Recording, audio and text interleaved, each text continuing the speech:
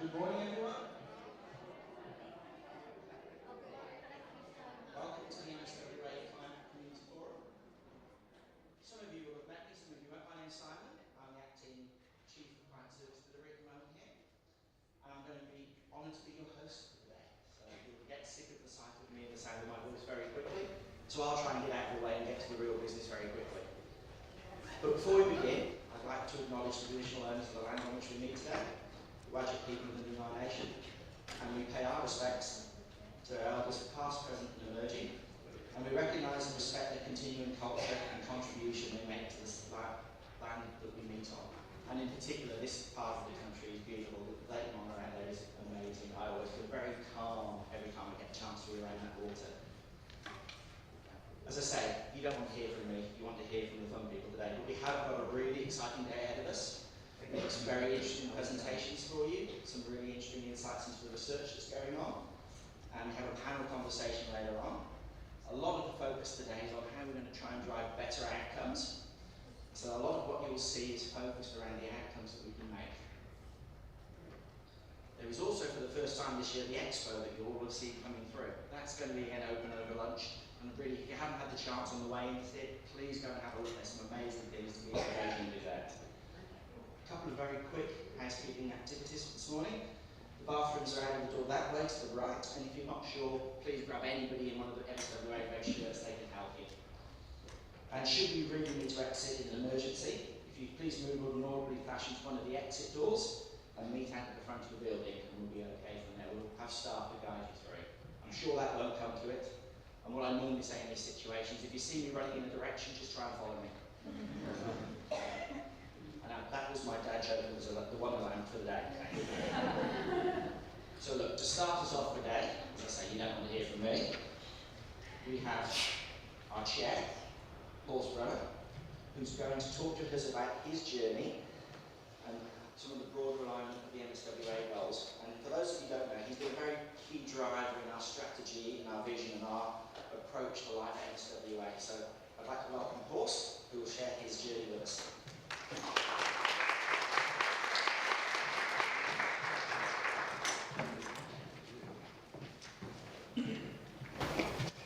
Thank you, Simon.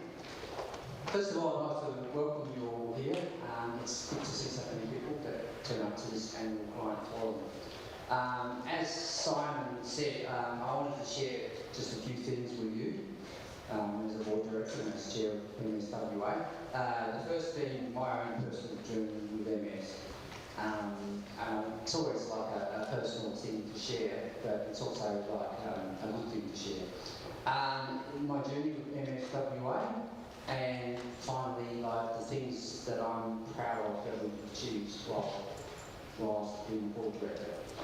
So I'd also like to acknowledge the traditional custodians as well. Okay. So I'll share my journey living with MS. I got diagnosed in August 2007 following a number of visits to RPH emergency, and it's probably a story that's shared by many others. That initial diagnosis was rather complicated and stressful.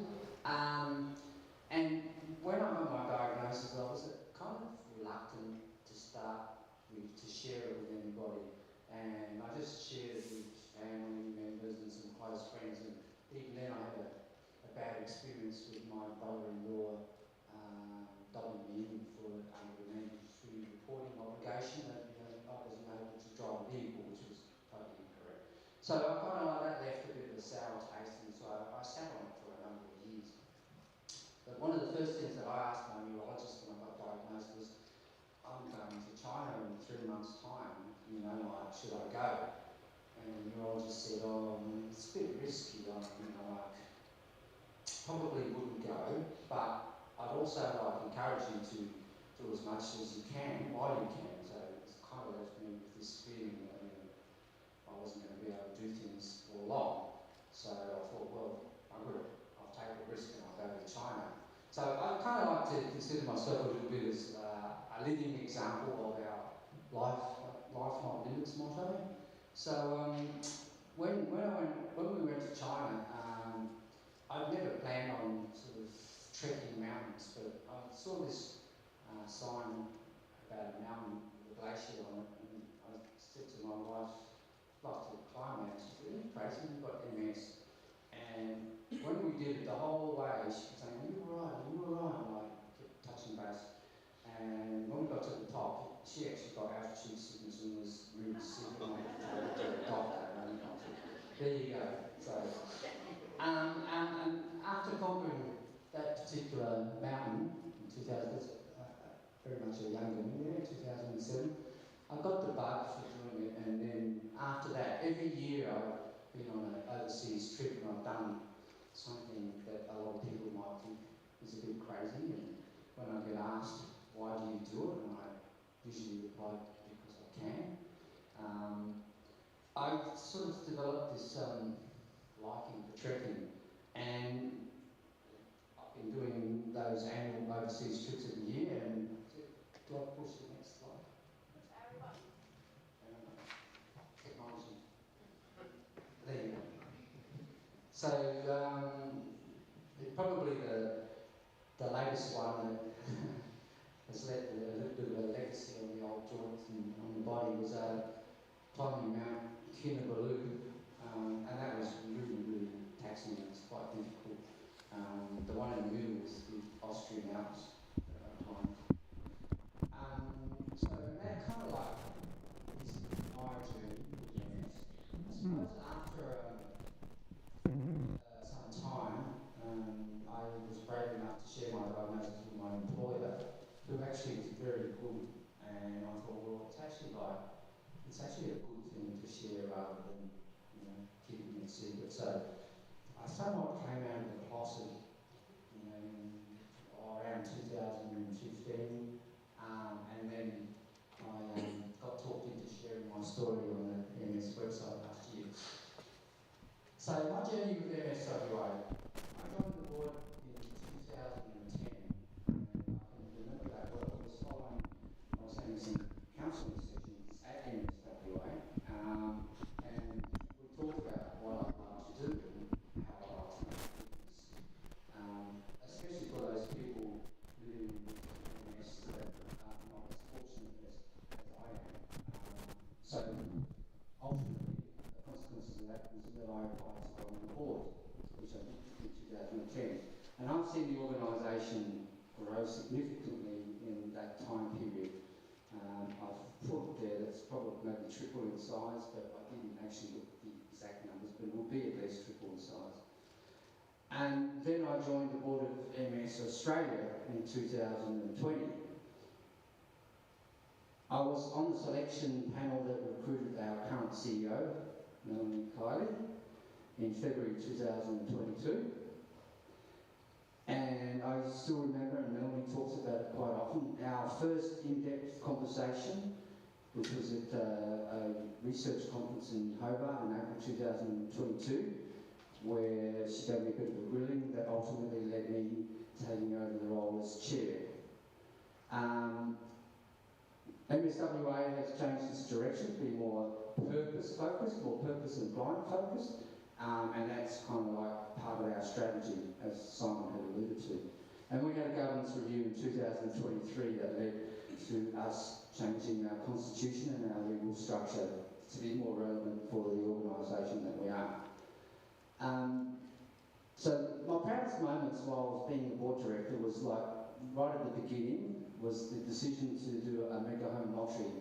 Came with a lot of angst and intrepidation, and we really didn't know whether that was the right thing to do. And now, in hindsight, what a decision that was. The decision to expand the organisation to look after other neurological conditions, again, was a brave one, which some people thought was a stupid decision, but that's turned out to be, a very positive decision as well. Being able to have input in improving the lives of people with MS and other neurological conditions, that's what I do it for. And I'm kind of proud of being part of the employment of Melanie as CEO, because I can see how much the organisation has changed since Melanie joined us, and changed for the better. And I'm also proud that I was involved in, there'll be a video coming on in a minute about getting funding approved for MSWA to be the leading funder of the Platypus project, research project. Now, Platypus is a groundbreaking research project. It's the first of its kind, and it uses existing medications to fast track the research, and it's the first major research project in progressive MS. You know, it's kind of been forgotten in the past, and it's kind of like shone the light on progressive MS, and I'm proud that MSWA is the leading funder of that project. So, thank you.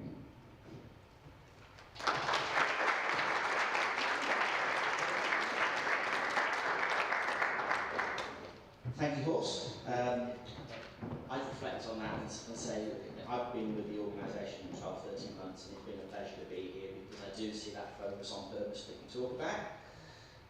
And also, I think, you do really embody that idea of life not limits, the fact that you're out there giving it your all and taking this a step forward, not a step backward, which I commend highly. Next, we have the video of Platypus, which Horst alluded to. Unfortunately, the team can't be with us today, so this is going to be through a video presentation. So I shall send it to play and then get out of the way. Yeah, so this is most exciting indeed to have this partnership between UK Octopus and Australia Platypus, all aligned to the same purpose, all using the same protocol, all using the same database, all trialling out the same initial medication. This is a global problem. There are 2.5 or 3 million people with multiple sclerosis around the world, so it takes more than one person, one centre, one country to fight this. We have to make more impact on the disease progression in progressive multiple sclerosis. And the drug development programme just takes a long time. It takes maybe 10 years, maybe 15 years. And so one angle we've taken, we've pretty much borrowed from the oncology research, is to use what we call multi-arm, multi-stage platforms, and that's the Octopus platform. It's a fantastic opportunity, and it's fabulous to come together here, UK, Australia, working together with my friends and colleagues and the charities on this shared problem for people who are afflicted by progressive multiple sclerosis.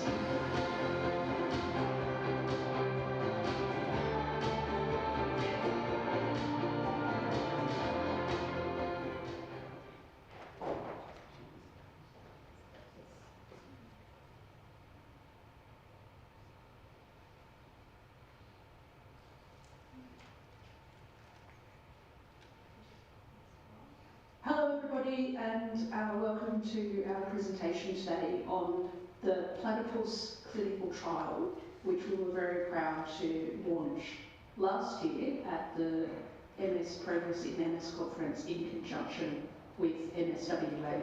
So a little bit about what is Platypus. I'm Dr. Joy Brighthand, Head of Research at MS Australia, and I'm here with Professor Simon Broadley from Griffith University, who is the Chief Investigator of the Australian arm of this study. So what is Platypus all about?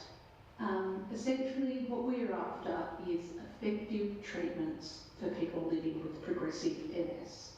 We have a number of currently available therapies for people that are living with relapsing forms of the disease, which can be very effective at stopping people having disease activity or relapses. But we really don't have available therapies to address progression in MS. Around 15% of people will start with the progressive forms of disease, and even if they don't, most, if they are untreated, will become progressive in the late stages. We know from recent work done by MS Australia that over 33,000 Australians live with MS, And if we estimate that around 40% of those people live with progressive disease, that's over 13,000 people in Australia currently living with progressive MS. So, despite a number of traditional clinical trials for progressive MS having been undertaken, we still don't have anything to offer this group of people, particularly for the repair of damage that's already been done or neuroprotection to try and help the brain not be attacked in the first place. We urgently need to test new therapies for people living with progressive disease, but we do know that traditional clinical trials and the associated drug approvals can take many, many years. We feel at MS Australia and globally that the need to identify safe and effective treatments that slow progression is paramount for people who are living with MS now. Simon is now going to discuss the Platypus clinical trial that will address this exact question. Thank you, Julia. So, what is different about Platypus? This is a pioneering multi-arm, multi-stage adaptive clinical trial design which aims to bring results more quickly and cheaply than traditional clinical trials. And really we want to deliver positive trial outcomes and then translate those to clinical practice in the most expedient way possible. So why is it so different? The multi-arm, multi-stage design allows us to trial multiple drugs against a placebo arm all at the same time. And the adaptive design allows the trial to progress through the traditional phase 2 and phase 3 stages, all within one trial. So this takes less time, requires fewer participants because you don't need as many placebo participants, and it allows you to drop arms that are looking less promising, and in theory also add new treatment arms as new potential treatments come along. And it allows us to focus all of our resources on the most efficient trial design, and ultimately will allow us to bring any effective therapies to people with progressive MS more quickly. So this is an illustration of that design. As you can see, to begin with, in stage 1 we have 3 treatment arms, 2 actual active treatments and 1 placebo. After a period of time we analyse those results from that initial stage, and any successful arm, in this case the purple arm, will go forward against placebo into stage 2. And down the bottom we've introduced a 3rd potential treatment arm along the way. This makes it a very adaptive trial, and you don't have to go back and seek approvals at every stage. It's all done within one trial.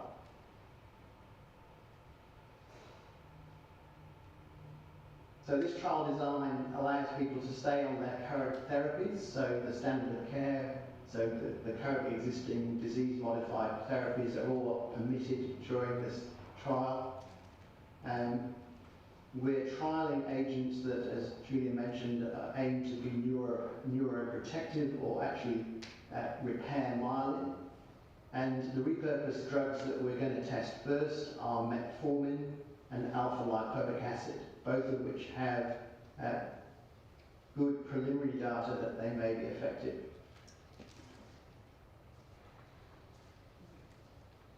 So this is very much an international effort. So Platypus is based on the UK Octopus trial, and we're simply going to be an extension of that study.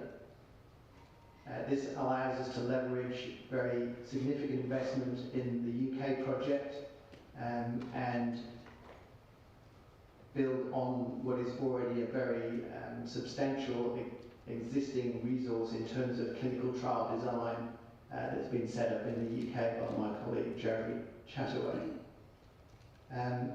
Obviously there's a combination of all the personnel on both sides of the world that means that we'll end up with an even better, more robust result.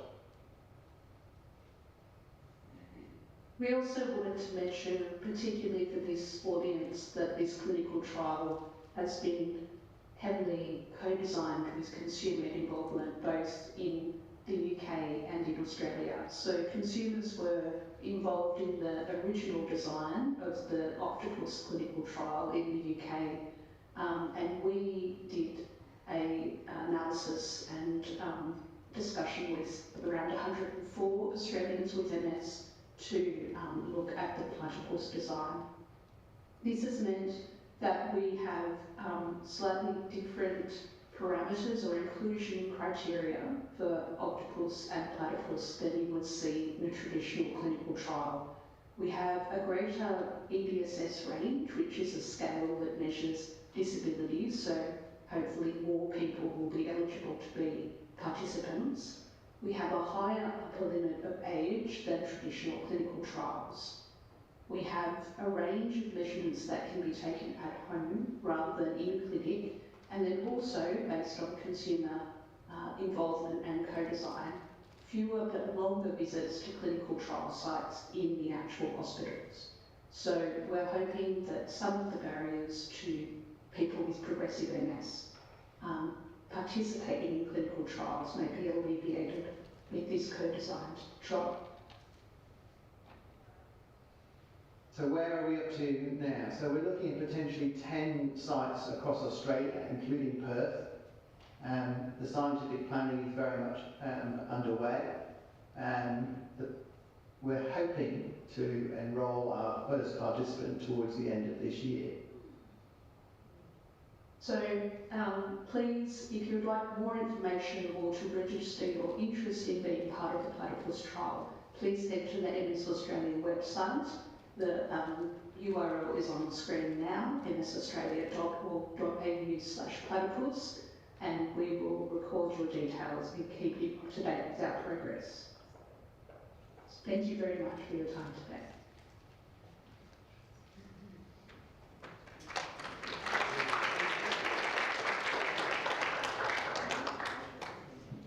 If anyone didn't get that URL, just tap me on the shoulder over lunch and I can share it with you.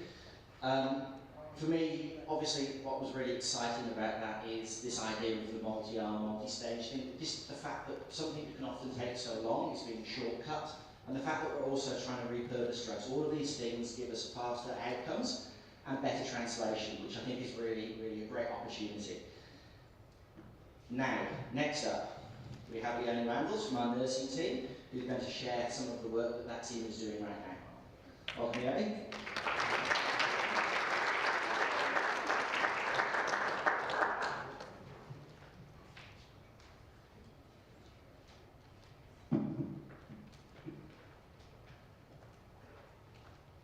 Good morning.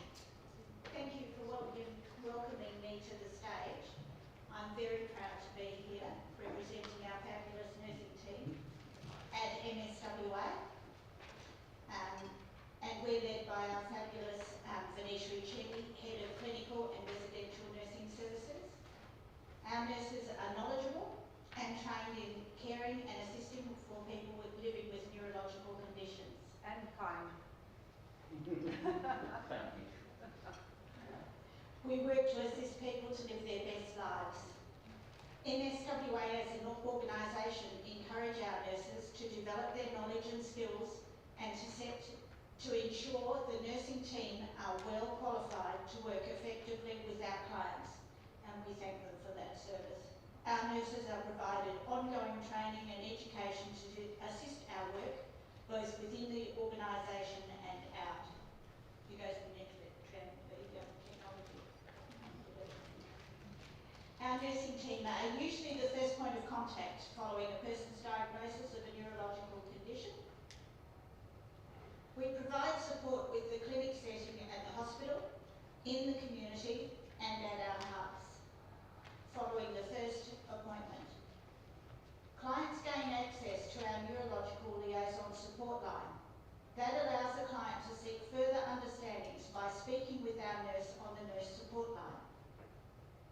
Our nursing team will suggest completion of a comprehensive nursing assessment that allows the development of understandings of a client's needs and preferences.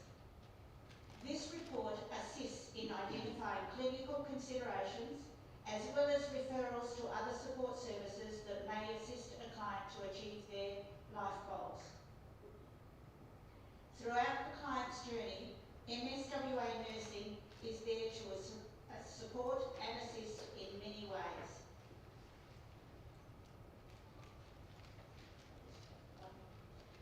The many services that MSWA nursing provide to our clients have been developed with the intention of assisting the needs of people living with neurological conditions. MSWA nursing may provide ongoing care and support with services such as catheter management services or enteral feeding nursing support, or there may be more specific such as clinic support or wound care. As you can see from the extensive list of services, our nurses have extensive understandings to assist our clients meet their goals in life. The nursing team work to assist access and information sharing along with care needs with MSWA associated services and external networks of care support services. Many aspects of managing neurological conditions and living a good life whilst maximising community engagement is at the heart of our nursing services. With MSWA Nursing's commitment to our client care, we work to innovate and introduce services that are clinically indicated to assist our clients live their best lives. MSWA Nursing is very excited to share with you today 2 new services that have been introduced at MSWA by our nursing team. Under the guidance of the Neshri, we have worked to meet the necessary clinical quality and safety indicators to allow, firstly, the introduction of a nursing service to administer a new MS treatment. Secondly, the development of an advanced skill, nurse-led continence clinic. The first new service is in response to new medication being prescribed by neurologists to some of our clients living with MS. The treatment can be delivered by an injection every 4 to 6 weeks. When a neurologist prescribes Tysabri subcutaneous injection, our clients now have the choice of receiving that injection at one of our MSWA hubs. The disease-modifying medication can now be administered and overseen by advanced skilled neurological nurses at MSWA, thus allowing our clients to gain assistance and administration of a medication in a comfortable and familiar setting and at a convenient time to them. Thus, MSWA Nursing has responded to our community's needs regarding a medication innovation and change in therapy regime. With all safeguards and care, MSWA nurses now provide administration of an injectable medication that has been prescribed by a neurologist with a confidential, individual service provided at MSWA hubs. Secondly, and we're most excited to announce, the development of an advanced skill, nurse-led continence clinic. The continence clinic, soon to be introduced by MSWA Nursing, will provide for a large suite of assessments and management supports by our continence nurse specialists. So without getting into too much wheeze and poos conversations that nurses do love so much, the service will be provided at MSWA Butler and Wilson hubs.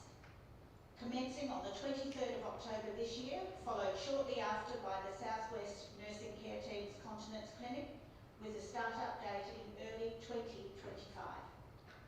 The purpose of these clinics is in response to our clients' needs to assist symptom management and associated with living with a neurological condition. By working with our clients, nursing at MSWA is assisting to identify requirements and assist management of common symptoms associated with many neurological conditions. The new MSWA nursing services will offer confidential and tailored services in response to our clients' needs.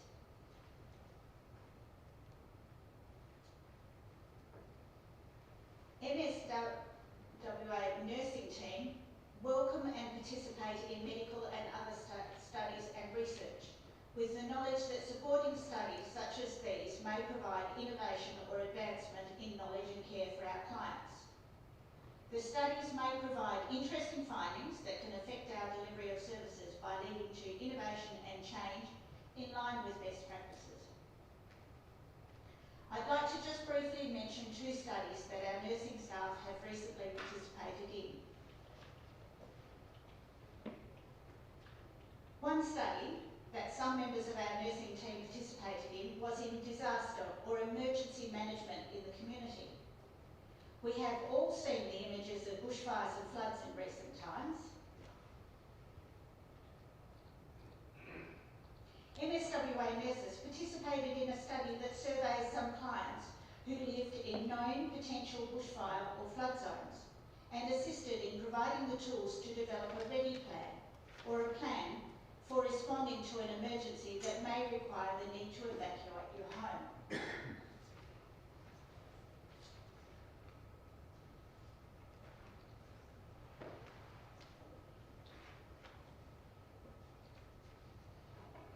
MSWA nurses participated in playing a key role in developing the understandings from the study.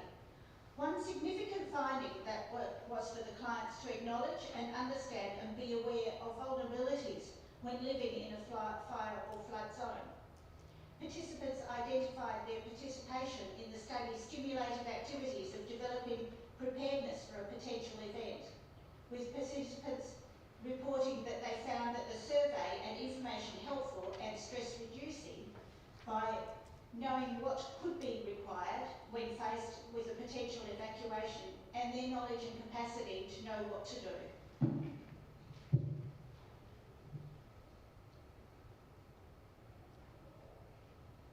The second study that we participated in was in infection control, and it was hand hygiene for clinical care workers in the community care sector.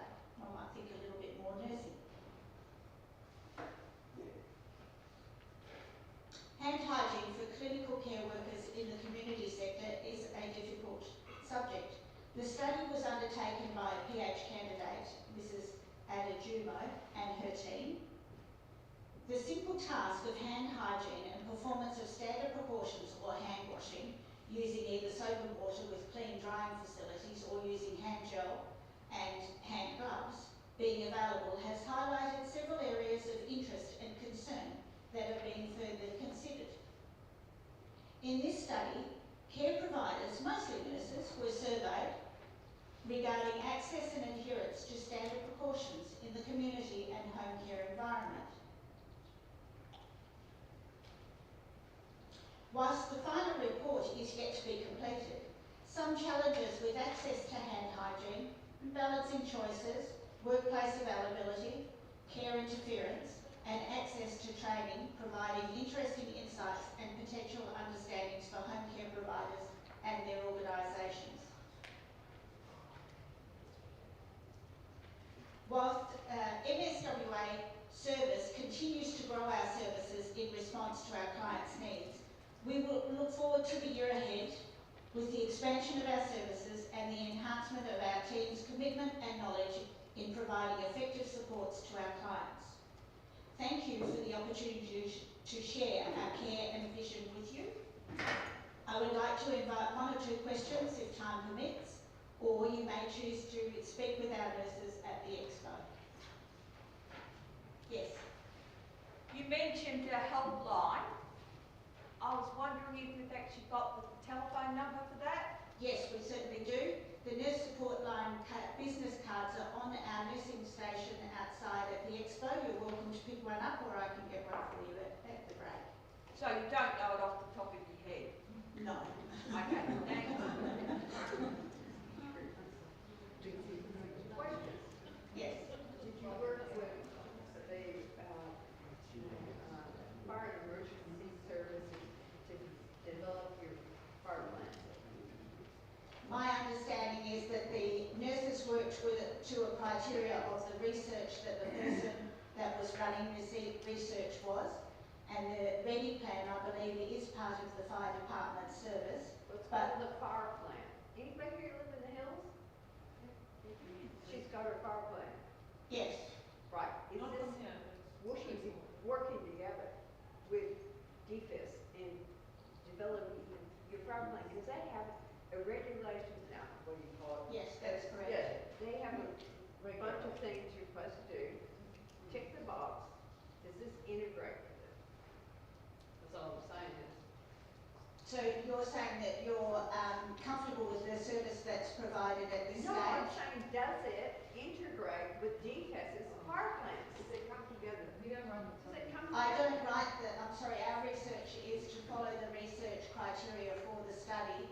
What they do with their findings will be published at a later date, so I can't answer that without understanding their findings. Yeah, sorry, we don't run that program, but it's a very good question as to whether they do integrate or not. One would hope so. You can certainly ask them that, but it's not our program. We just participate to give them more data. But good point, yeah. We could pick that up. Thank you. Please feel free to speak to any of our nurses at the expo. One more question. One more? Thank you. Actually, it's not a question. I want to applaud the nurses.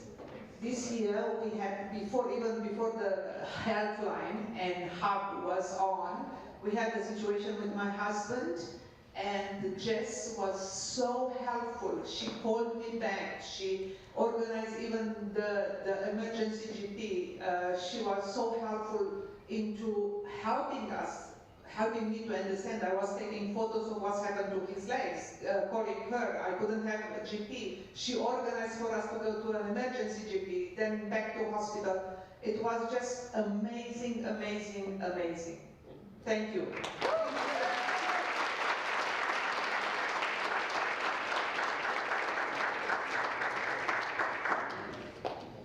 I don't think I need a comment after that, Eugene. Thanks so much. But yeah, look, that passion, care and energy in the nursing team is amazing to see, and it's sort of reflected across our organisation with all of the staff that do their caring for us.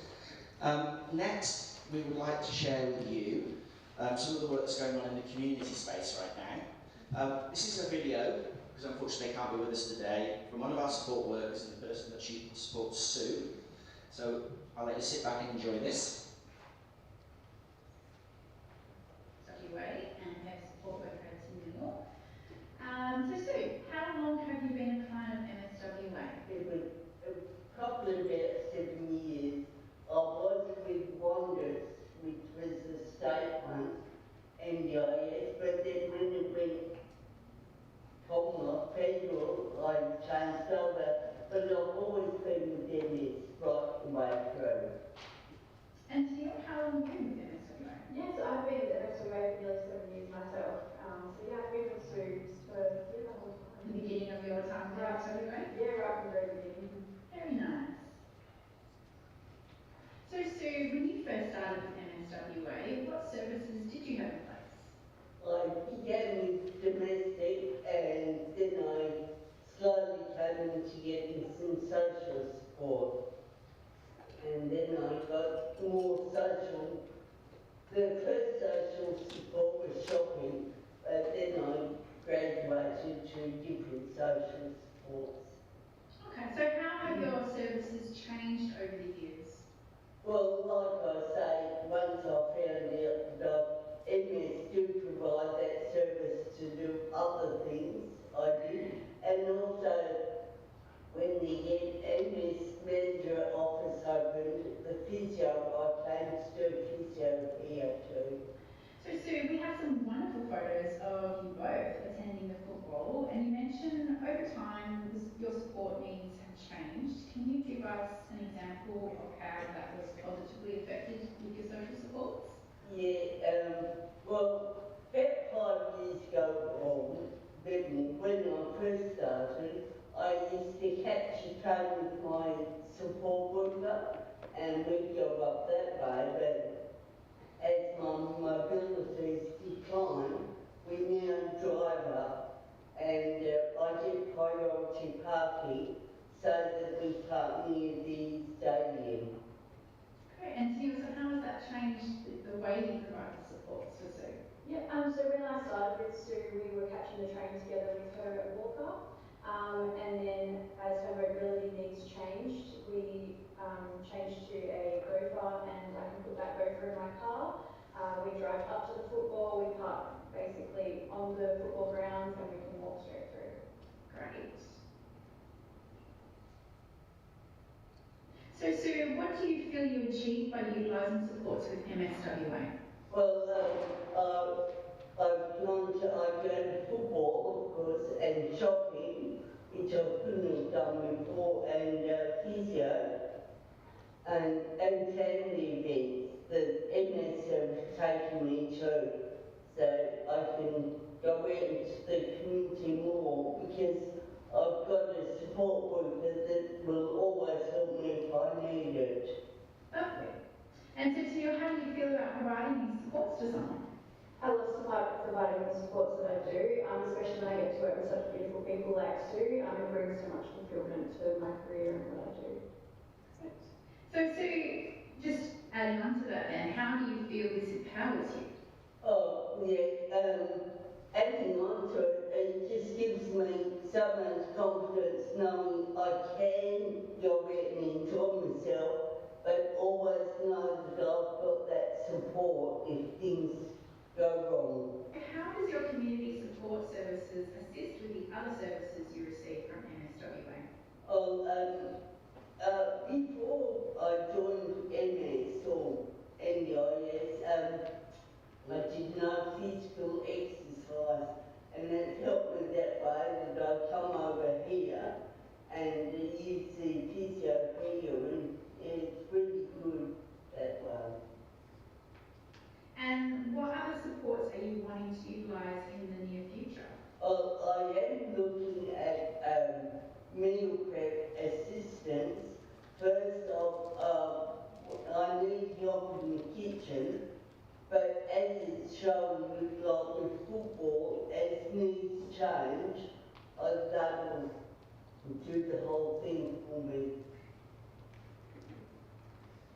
Does MSWA offer the required flexibility for your needs? It certainly does. With things like the family events, I've been to a few funerals that you can't pay for, and MS, I just ring up and they give me supply transport for me to go, and that's the other events too, but mainly the family events. Now you mentioned that you were going on a cruise as well. How will that affect your services? Oh, once again, they're really good because I ring up and I say, suspend my services till I get back, and they just take it, stop them, don't charge, of course, and then when I get home again, they begin my services. So Neil, how does the flexibility with MSWA affect you as a support worker? MSWA provides me a lot of flexibility with my everyday life. So I can be working from morning all the way through to the night time. I get to pick the hours that I work, and it also works around my studies because I'm studying at the moment. So if I'm going on placement, I can take leave for that time that I need, and MSWA also work my hours around the times that I need to be at university for my studies. Yeah, great. Oh, Sue and Neil, thank you so much for coming today and sharing your experience with us. And thank you very much for giving the opportunity to let other people know what MS does for you.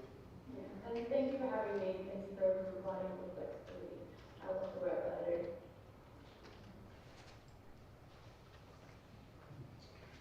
Wonderful, wonderful, wonderful.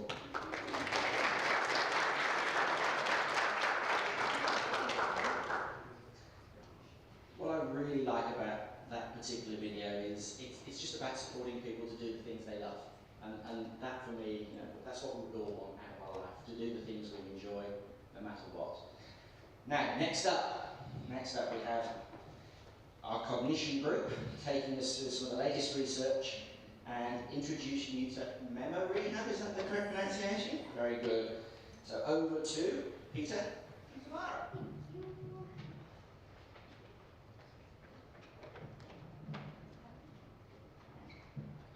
Hello everyone, my name is Tamara and this is Peter, and we're super excited to share our experience and excitement about the new occupational therapy cognition service that we've developed alongside our colleague Sarah, who will be presenting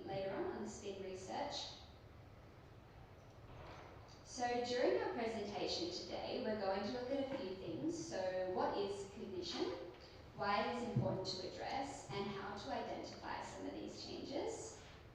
We will also discuss the causes of these changes and how functionally this can impact our clients.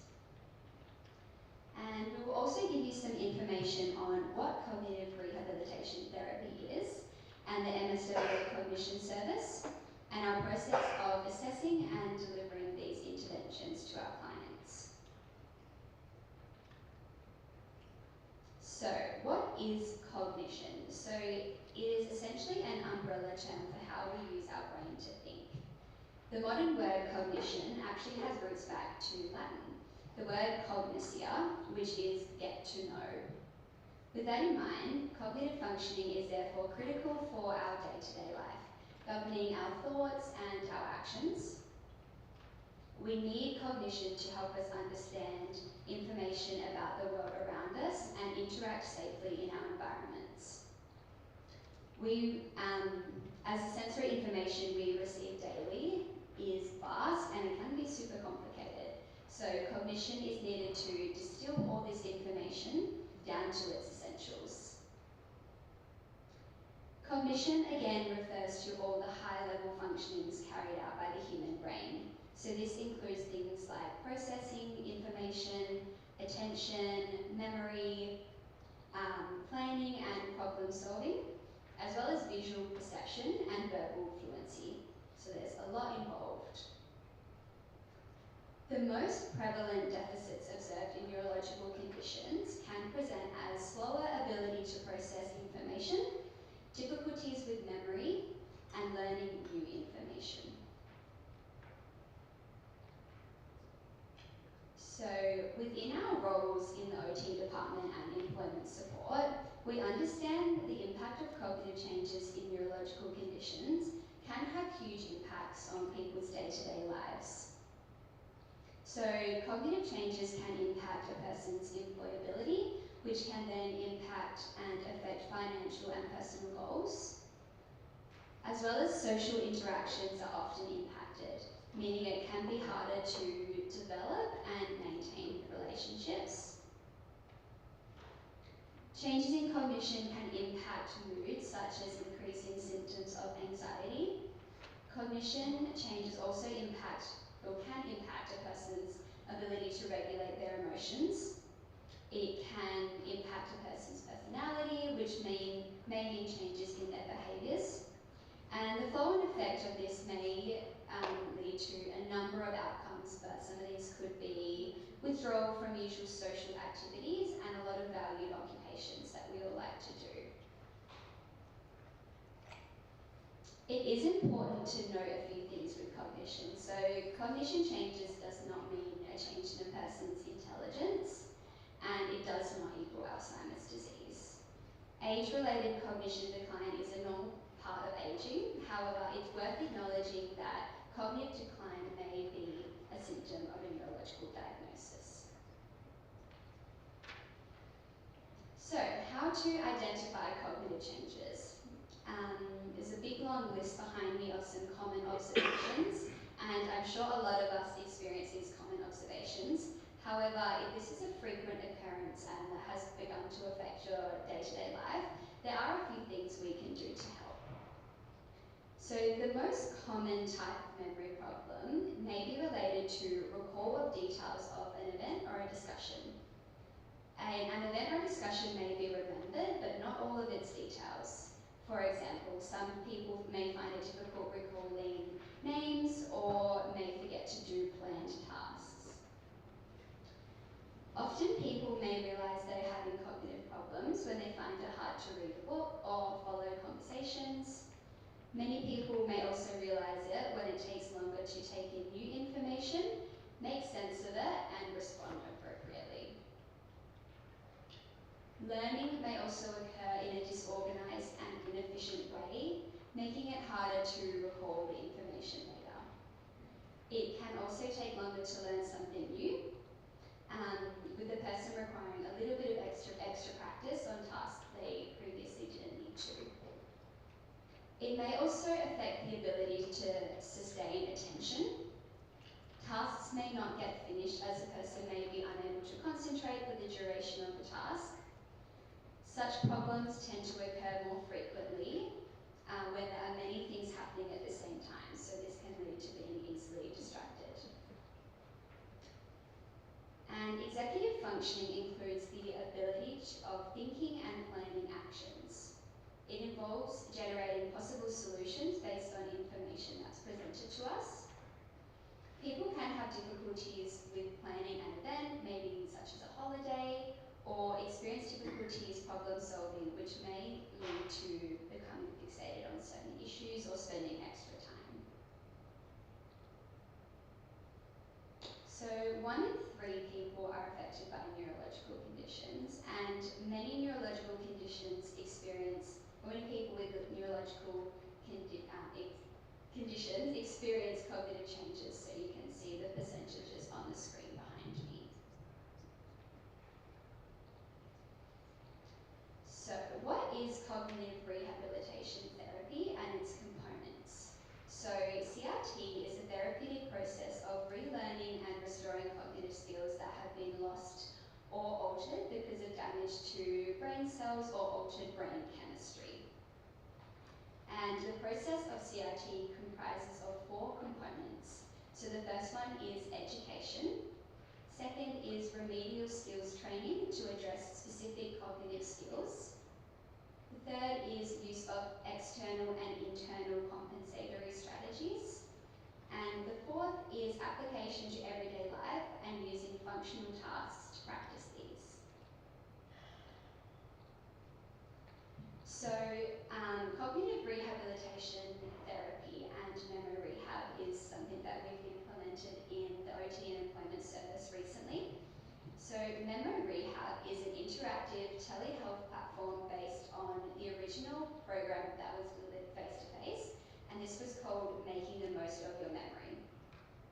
And this has been shown to improve everyday memory in patients with neurological conditions, even if this is years after onset. This program also had an important focus on prospective memory, and that is to remember to do things in the future at the right time, which we find this is often not addressed and plays a major role in daily life, such as just remembering things like appointments. Throughout the memo rehab program, a variety of strategies are explored, with occupational therapists assisting in tailoring these strategies dependent on people's needs or their goals. This may be remedial and or compensatory. So research has shown us that best practice is to use a combination of both remedial and compensatory approaches in CRT therapy. And it is important to note that CRT is not a cure, and success can be dependent on a person's motivation and capacity to learn, as well as consideration of, general life factors as well.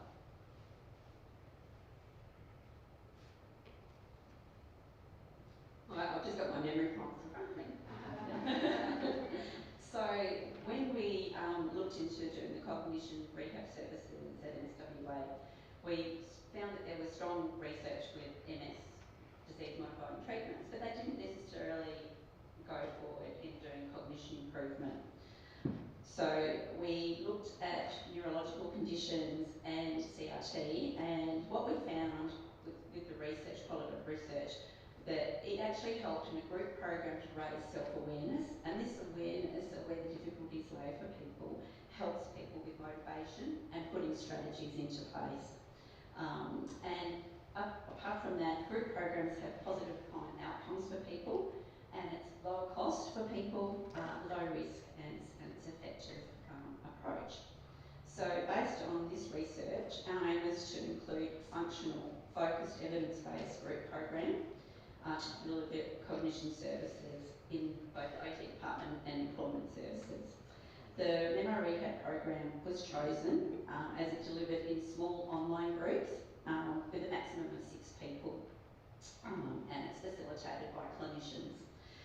Feedback has been in line with other CRT group program research that it supports emotional and social improvements and leaves clients feeling more optimistic.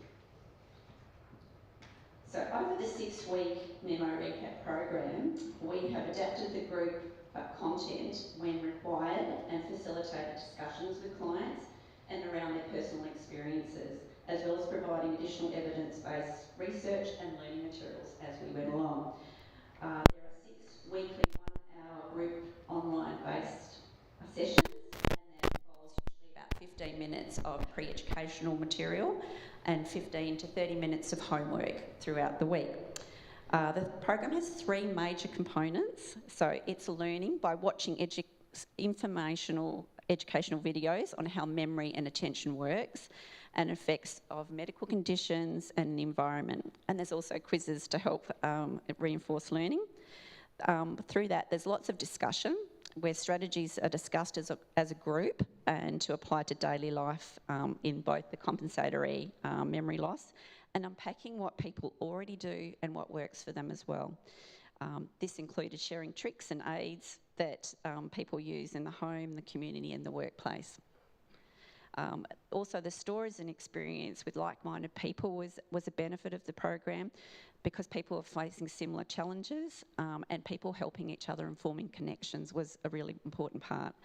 So this also included a practice element, which with computer-trained exercises and that received guidance with reviewing practical homework with us to improve the strategies each week. The program explains the process of learning and memory through different stages using the analogy of a filing cabinet, or how memory and attention work. So the encoding stage was how we get the information in, put it into a filing cabinet, put it into different folders, and then the storage is keeping the information in the cabinet, and the retrieval is understanding how the information is stored in the filing cabinet to retrieve it. So using these stages of memory, we unpacked lifestyle factors and used examples of everyday tasks to highlight how memory and attention can be impacted. For instance, a lack of sleep, lack of reduced lighting can actually help with the encoding stage. And so simple things like turning up the lighting and getting some support with your sleep can actually help in that encoding stage. So throughout the Memo Rehab program, we educate participants on a number of strategies to assist with attention and memory with a strong focus on internal and external strategies.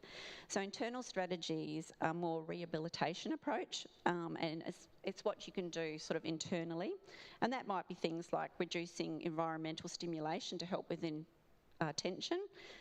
Organising information, so like when you're going shopping you might categorise different things on your shopping lists. There's repetition, a lot of repetition to yourself and asking people to repeat things to you as well. Planning to do things when you're less fatigued as well. So all of those things are more internal strategies. And then we used external strategies for a more compensatory approach using tools and memory aids.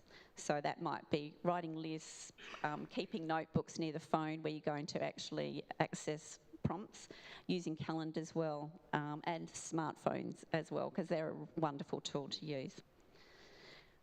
We found other cognitive assessments were not specific to neurological conditions, so we developed our own pre-program questionnaire to monitor the effectiveness of the program. We used information provided to us by clients in our clinical experience to ensure we were capturing common areas of concern, addressing lifestyle issues and that could be impacting memory. We also asked participants to complete a mental health screen. As stress, as you can see today, and anxiety can play a major role in how our memory is working, and it helps people to identify this within themselves, and then where necessary we completed referrals to other members of the team. The questionnaire was also completed at the conclusion of the program, and it allowed people to actually write down the strategies that they found helpful for the program, and that acted again as another memory prompt for people to take with them afterwards. A beneficial side of the program was the holistic approach and the educational videos on how lifestyle factors affect cognition, and it led to really great group discussions and peer learning from lived experiences. One example from a participant was to provide information on the Sunfowl Lanyard program and how this can help with stress and travelling, which was really helpful for people. So you can see some of the personal experience of the program. We'd like to show you a very short video of one of our lovely participants, Deb, who kindly volunteered to do this video for us, so you could gain some personal feedback on the program run by our OTs.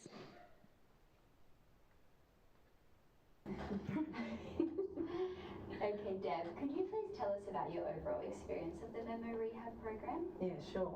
Look, for me, just sort of to summarise it up front, it was really, I really enjoyed it actually, because I remember I was away at the time, so I was, having it as an online experience was great, so that I was able to access it for a start.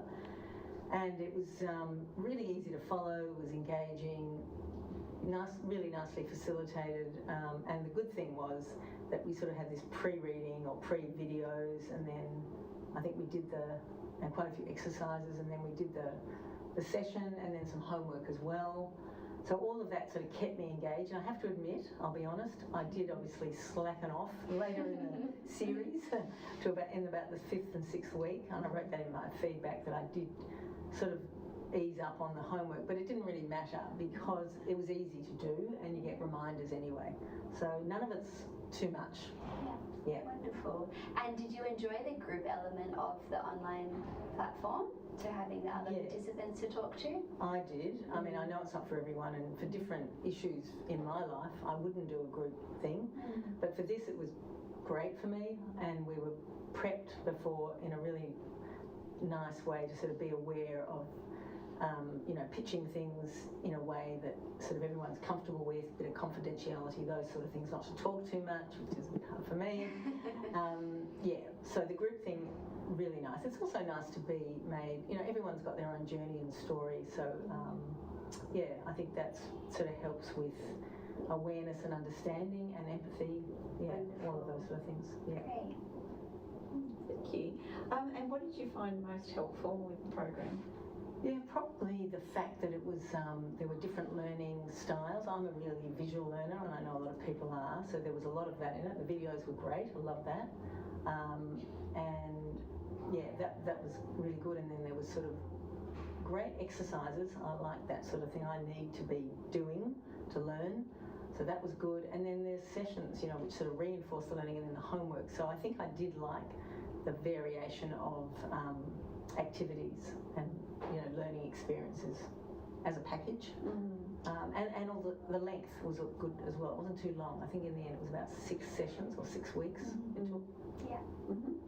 And is any of the strategies that you learned, are you still using?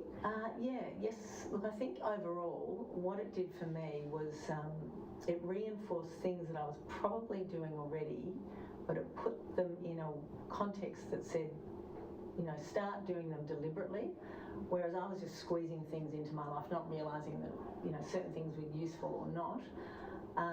It sort of brought it to the front of my mind, and now I do things deliberately. For example, the calendar thing, I was just sort of putting things on my phone and writing things down, and then I realised both of those are good complementary things, and now I deliberately spend a bit of time every week, sometimes every day, doing that.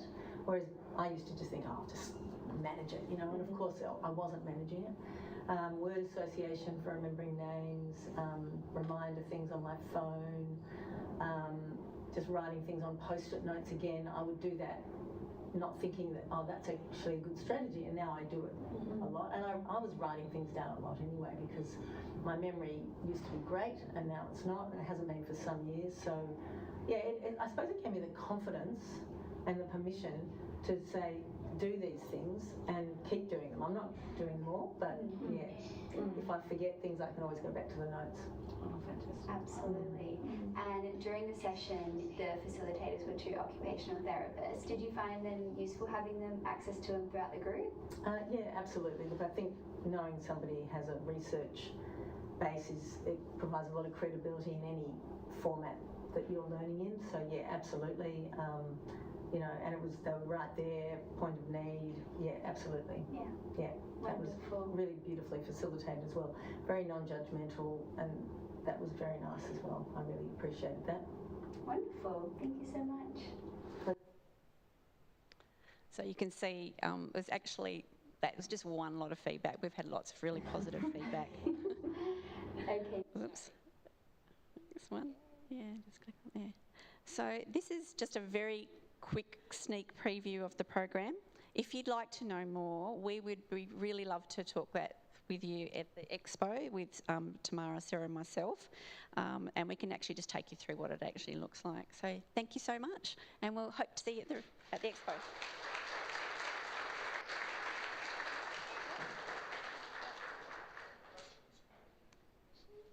Any questions? If you want to ask them in private, yeah, just come and ask us at the expo.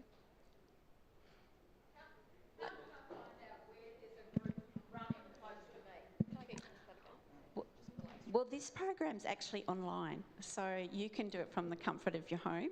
And so some people didn't hear the question. Sorry. The question you asked was if you... sorry, did you want to say it again? How do... Someone else talking. Sorry. Groups stand up and stretch.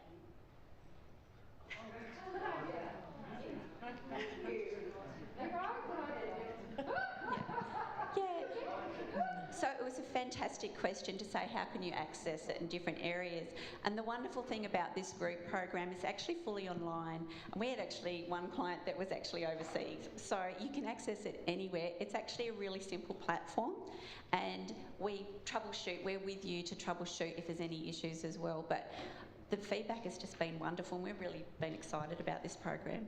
Yeah. Okay, so if you want to come talk to us, and then you can actually access it through your NDIS funding. Takes about 7.2 hours of OT services, and we can do that over the 6-week program. Thank you. Hello? Can you hear me? Yep. Well, with those hours, is that charged at OT rate?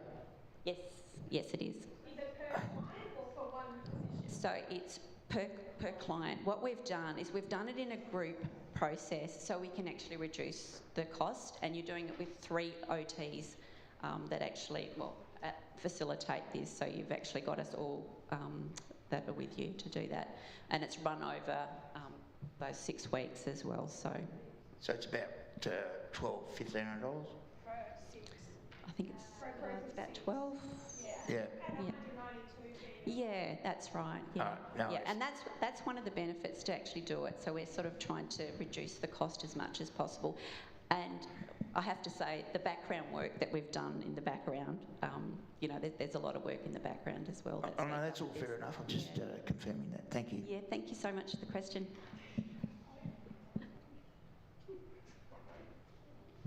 So look, I think maybe there might be some more questions, so definitely come and connect with the team over that expo period. We're all going to be out there. Any questions you've got actually from this morning's piece, we can tackle over lunchtime as well. Thank you so much.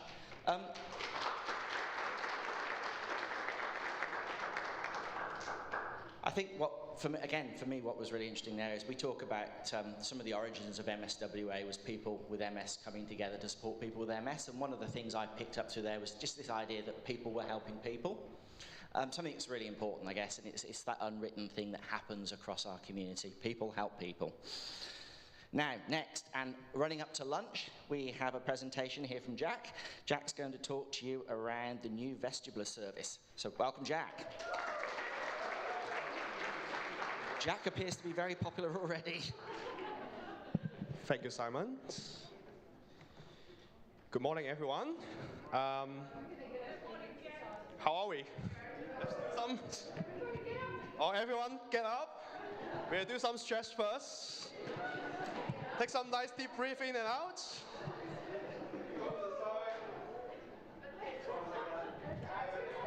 rotation of your shoulder.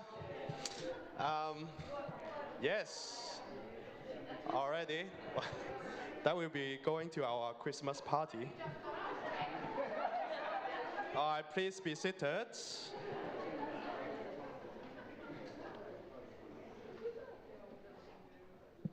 Yes, my name is Jack.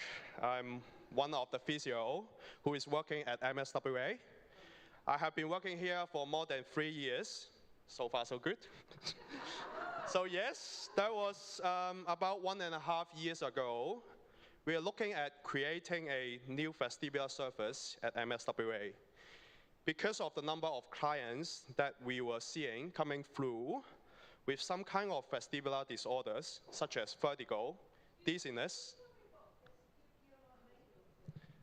that's what we are going to talk about. It's something about your inner ear, okay? So yes, we do have some kind of clients presenting with vestibular disorders, such as dizziness, vertigo, and motion sensitivities. So we wanted to learn some more about it, and then so that we can offer an opportunity for those clients to have their vestibular disorders looked at and treated, because people having such disorders would have a huge impact on their daily lives. So I went to Adelaide and did some study and become specialized in this area. And we have got this service up and running now. So I'm here today to talk to you some more about our brand new MSWA Vestibular Physiotherapist services. Let's get started. So your learning objective for today is to develop a basic understanding of what vestibular system is, how to diagnose a vestibular disorder, and why we should treat vestibular disorders and how to do so. Now, vestibular systems is a really complex sensory systems located in your inner ear, okay? And it's connected to various parts of the brain. It has the peripheral vestibular system, which is related to your inner ear. It has the central vestibular system, which is related to your brain and spinal cord. The primary functions are to sense the position and the movement of the head in space, to maintain the balance and coordinate movements. Now let's have a look at the inner ear. Now this is your inner ear. Now you can see there's outer ears, middle ears, and inner ear, okay? Within the inner ears, we have 3 semicircular canal around here, the small things. Just remember these things, because we are going to get in touch with that. And then behind that, we will have a vestibular nerve attached to this kind of semicircular canal, okay? Now, this is the actual size of the inner ear, really tiny. Just 1.5 cm long, okay? But if you do have any problem about this canal or inner ears, it will give you a lot of trouble. The central vestibular system, once you collect all the information from your inner ear, it will get sent to your brain. So once it attached to the brain, it will classify as a central vestibular system, okay? Now, common peripheral vestibular disorder, we are going to talk about the BPPV. So BPPV stands for benign, paroxysmal, positional vertigo. Benign means not life-threatening. Paroxysmal means the symptoms come in sudden and short spells. Positional means certain head position or movement will trigger the symptoms. Vertigo is just a sensation of spinning. Now, remember this tiny semicircular canal? So for a really nice and healthy semicircular canal, it shouldn't have any particle around this area, okay? But for some reason in BPPV, those particles will come out and free floating around in this canal. It could be because of degeneration, it could be because of the head trauma, it could be any reason of that. It came out, and then it will alter the information to connect center to the brain. Then your brain will give you some weird sensation, which is giving you vertigo or spinning sensation. Now, common symptoms in BPPV would be vertigo, pathological nystagmus, which is just like the involuntary eyes movement. It's just like this. It's jumping in a really funny way. And then you may have a dizziness, loss of balance or unsteadiness, nausea or vomiting, okay? Now, how to diagnose BPPV? Well, we do have two common tests, such as Dix-Hallmark test and supine roll test. Basically, we lie you down on your back in a certain angle. We aim at to reproduce your symptoms or vertigo. Now, it's a good thing. I know that having a vertigo is not a good feeling, but if we can reproduce your symptoms, that means we know what's going on. That means we can treat it. Yeah. So treatment-wise, we have the repositional maneuver, which is the epi maneuver or barbecue roll maneuver. Basically, we come from lie you down, move your head into different angle. We're trying to reproduce or reposition those particles back to the place where they live. Now, I'm going to show you some video.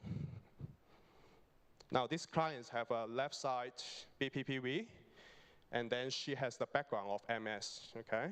Now, this is the before the treatment or assessment. We're just focusing on these eyes, okay? Now, we're going to light the clients down. You can see the eyes start to jumping around in a funny way. And then the clients also complain about the vertigo feeling, which is not good. And it lasts pretty long. And remember, the client is not moving at all. Yeah? All right. And then I did some treatment with her, around 4 sessions or something like that. And then let's see the result. And I did a reassessment. Same things. We're going to light the clients down and look at these eyes, okay? Anything come out? Nothing. So the problem has been fixed.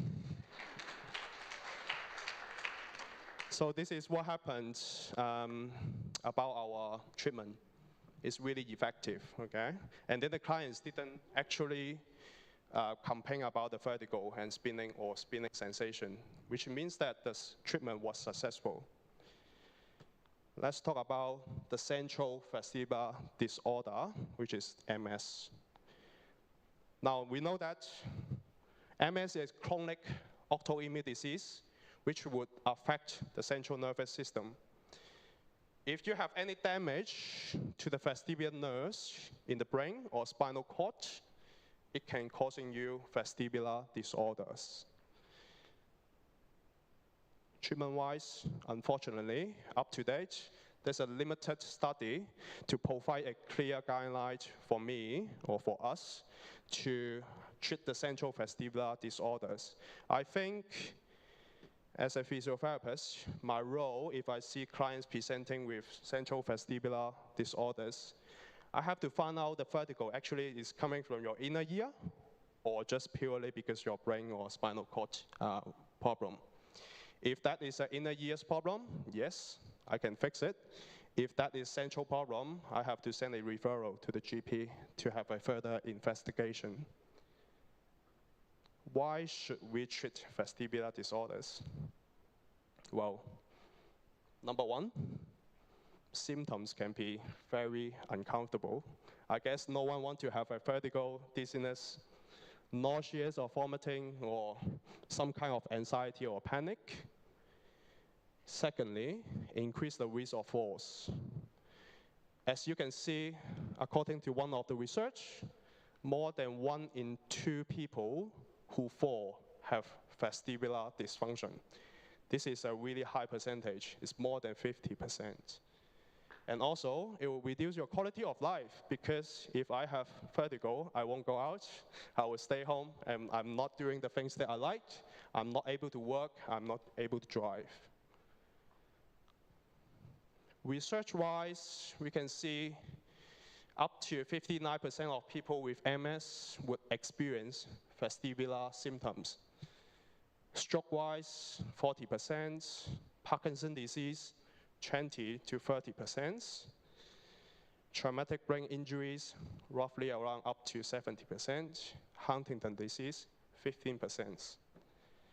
That's why we come out with our MSWA vestibular physiotherapy services. We can produce a rapid improvements in your symptoms. We can reduce the need for vertigo-related medication. We can improve your functional outcome, such as reduce the risk of fall, enhancing mobility. We can improve your quality of life. Last but not least, as I show you about the research, there's a growing number of the people with neurological conditions who experience chronic dizziness or vertigo.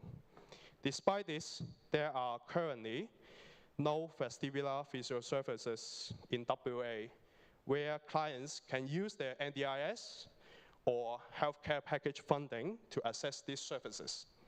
Like our other MSWA specialized physio services, such as respiratory, lymphedema, and women's health, we are now the first provider to offer vestibular physio services in WA, where clients can use their NDIS or healthcare package funding to access our services, which is nice, right?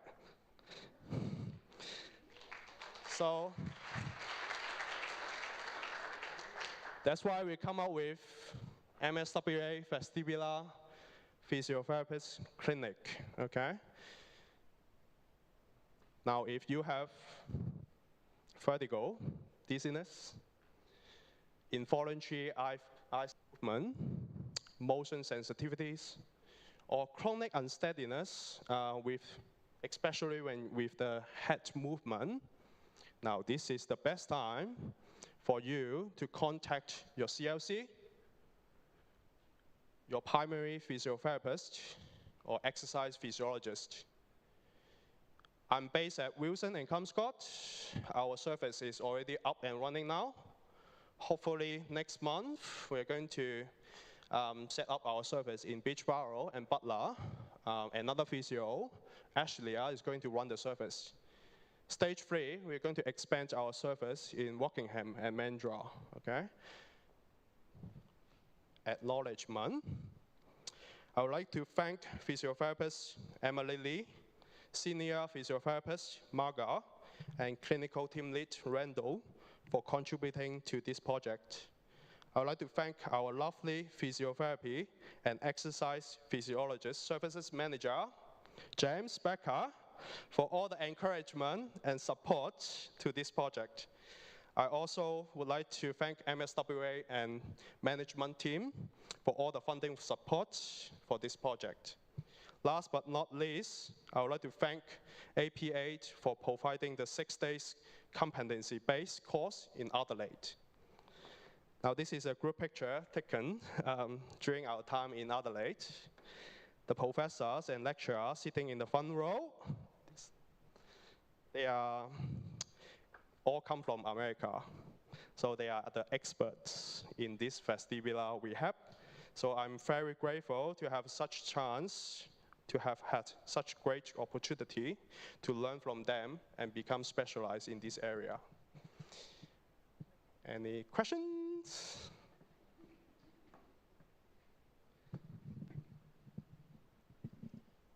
Will you be looking into having regional clients be able to access the service eventually? That is our idea as well. Once we set up the Beachboro and Mandurah and Rockingham, we're trying to our best to set up the regional services as well. Yeah, it's going to be. We got the idea about there. Yeah. Okay, awesome.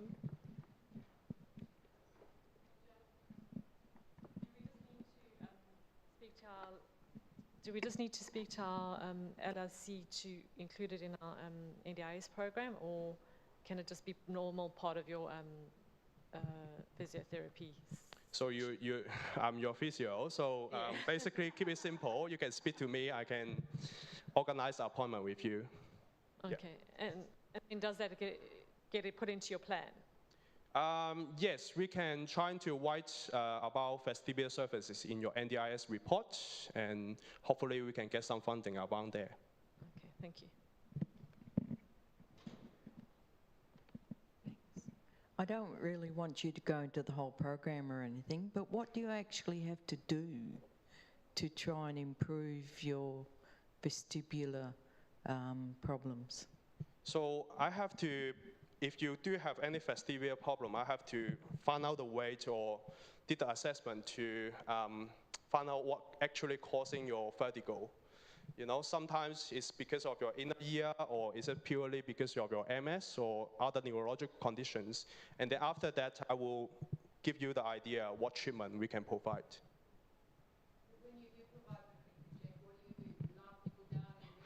Yes, that is one of the treatment. We lie the clients down and then we move the head into different position. Another treatment-wise, we can have an exercise to do. And also depends on what causing your problem, because if you have vestibular hypofunction, like you said, we do have the exercise for you to do. I know that it's really hard to explain to you. So we got a table around that corner in the lunchtime. I can explain you to some more about it if you want to explore some more. Does it make sense? Thank you.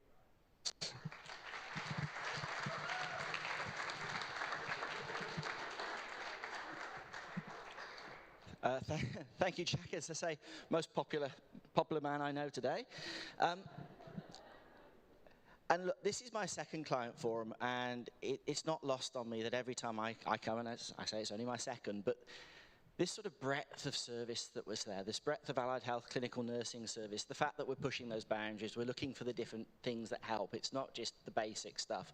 So I'm always super impressed and very much in awe of my clinical colleagues that do these things. So well done, Jack, and well done, the team. We're going to take a short break now for the lunch. I know we've had some questions through the floor today, but I would also really encourage you all to go and connect with the teams out there, ask your questions from today, ask any general questions you may have. We'll be reconvening at 12:30. If you're finding yourself at a loose end, we've launched our new website, so do feel free to have a browse around that, and if you've got any questions, come and see us. But enjoy your lunch, ask your questions, tap someone from MSWA on the shoulder and we'll help you. Thank you.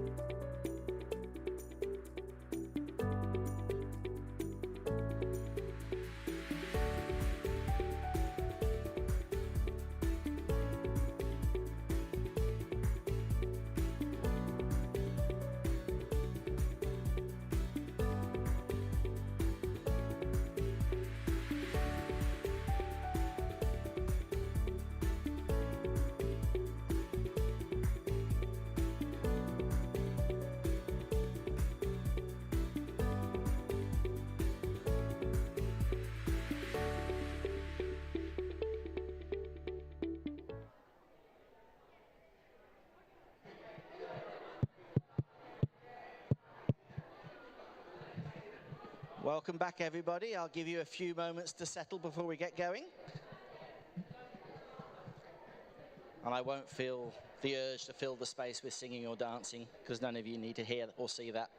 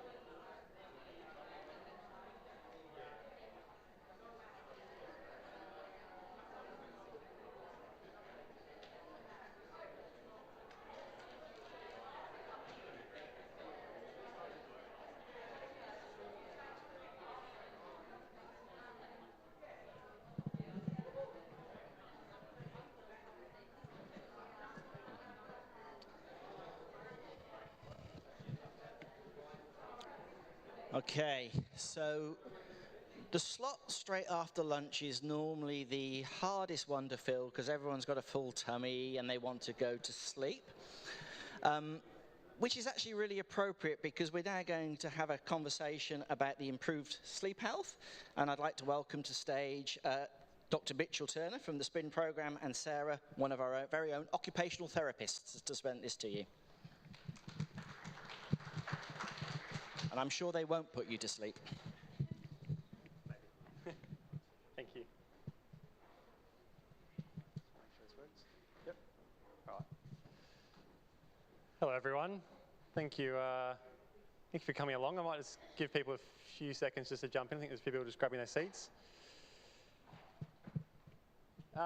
As mentioned, my name's Mitchell, and I'm a sleep scientist at Edith Cowan University, and I'm a member of the SPIN research team. Our team, SPIN stands for Systematic Profiling in Neurological Conditions. It's a mouthful, so we just call ourselves SPIN research team. And I'm going to talk today about a project that we're excited to be running at the moment called Improved Sleep Health. Now, it's not just me on this project. We've got a whole team involved. We've got Leah Dempsey, who's here today with me, who's the study coordinator on this one. And we're also partnering with the MSWA department in Sarah and her colleagues. So we're quite excited to share with you this study today. So I'm going to first off talk about why we're doing a study called Improved Sleep Health and what it's about. We know from some work that we've done recently in a priority setting study that sleep and fatigue issues are the #2 priority for people with the neurodegeneration. And this research was led by Leah. And so it really highlighted to us the importance of trying to find solutions to improve people's sleep and combat their fatigue and sleepiness during the day. We also know from research in various populations that if we have poor sleep, we're also going to have poor physical function and capacity the next day. We're going to have poor mental and cognitive function, and we've heard about the importance of cognitive function and performance earlier on today. And it can also negatively affect our mental health as well. One thing that's unique or specific to the neurological population, and in particular MS, is that if we have poor sleep on an ongoing basis, it can actually also exacerbate our neurological symptoms. Okay, so it can make the symptoms of MS worse if we've had a poor night's sleep compared to if we're sleeping well. So it's really important that we have good night's sleep and we have what we call good sleep health.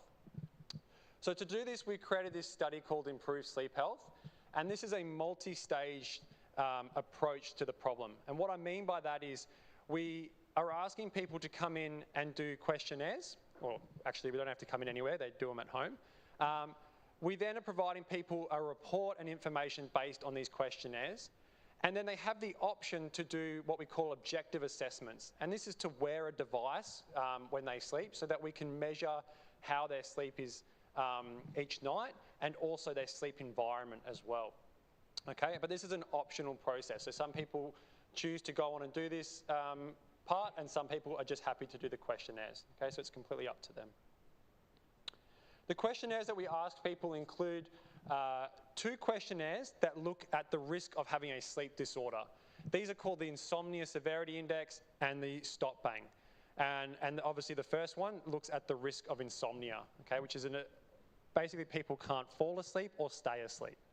The second, the Stop Bang questionnaire, this looks at the risk of something called sleep apnea. This is a breathing condition where people stop breathing for short periods of time during the night, and then it causes them to have a lot of awakenings throughout the night. So very disrupted sleep. The next 2 questionnaires are around sleep health, and this looks at things like sleep duration, so how long you're sleeping for, and also sleep quality. And the final questionnaire is around sleep environment. This is a little bit misleading because this questionnaire actually looks at environment and behaviours. So is your room too hot? Is it too cold? Is there noise? Have you got a bed partner with you that's snoring or moving and keeping you awake? You know, all these sort of things that could be disrupting your sleep. Now, this is an image of the report provide you after doing these questionnaires. All the information on this report is visually represented, and it's in different scales. So either low risk or, you know, good sleep health, or high risk or maybe, you know, poor sleep health. And we provide you with some summary of these results. So we don't expect you to understand all the metrics or the questions from these questionnaires, but we'll provide you with a summary of what it means and what we would recommend you to do moving forwards. If you choose to go on and do the objective sleep assessments, and this might be something that we would recommend to you in the report, you'll get given what's called a SomFit device. Now, this is an at-home PSG, which is a polysomnography. So think about if you go to a sleep clinic and you see them put wires all over the person and monitor them sleeping overnight. This device is doing the same thing. Okay, we can't get every little bit of detail that in-clinic assessment can, but we can still get a fair idea. And it's just simply an electrode that sticks onto your forehead. So you can see it pictured here, and the gentleman, and we've got a couple of them out in the expo as well. So if you do want to come out and see one in person, please come and speak to us after, and we can show you that. This is a great device because we can get sleep stages, we can get information about how you're breathing during the night, we can get information about your sleep quality and any awakenings that you might be having. And we can also test this over multiple nights.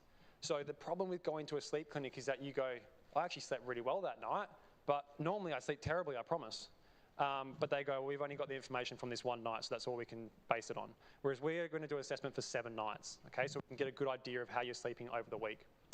The other device that we're using is called a hobo device. It's a very unfortunate name. We did not come up with that. But it's a light and temperature sensor. And this is so we can get some information about your sleeping environment. It simply sits next to your bedside table or somewhere close to where you're sleeping, and it just gives us a reading of temperature and lux, which is a light measure. So we can start to say, actually, we think your room might be a bit too hot to be sleeping in tonight, or we think you've actually got a lot of light exposure throughout the night. It might be a street light outside, or it might be that you've got a security light that flicks on through the window. Different things like that have come up in some of our findings so far. We'll then provide you with the report that encompasses all the information that we get from these 2 devices. It is very comprehensive. I can't put it all here. It's 15 pages long. We'll provide you with a summary again at the start, which summarises all the information and gives you the key points that are for you to consider. The reason we give you everything is that we would recommend that you use this report to take to your health professional, maybe your OT here at MSWA, or maybe a GP, or if you've got a neurologist you want to go and speak to as well, that you can go and give that report to them. And you might say, hey, look, they've told me that I might be at high risk of having sleep apnea. What do you think? They can then look at the report, they might go, that's great, but they might want to actually look at specific metrics that have been collected, and they go, okay, based on this information, now I can prescribe a treatment or something like that. So we give you all the information so you can use that to take to your health professional, and it hopefully will be beneficial for you in the long run. All right, I've got some questions for you guys now, a bit of a pop quiz. First off, how long should it take you to fall asleep at night? So when you lay down in bed and you're trying to fall asleep, how long should you lay there for? 15 minutes, 20 minutes? 5, 10? That's good. 5-10, that's quick. So anything less than 30 minutes is in the recommended range, okay? So if you're taking 20-25 minutes to fall asleep, you may perceive this as like, I might have insomnia, this isn't great. You're actually still within the normal ranges of time it's taken to fall asleep, okay? So it's not until we start getting sort of above 45 minutes to, to an hour that we will start to say that it's becoming a real problem then. Next question, how much time awake should you have each night? So this is after you've fallen asleep and before you wake up for the final time in the morning. How much time awake should you have during the night?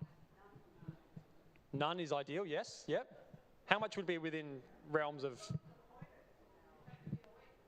Yeah. 5 minutes? An hour? Oh. Oh, okay.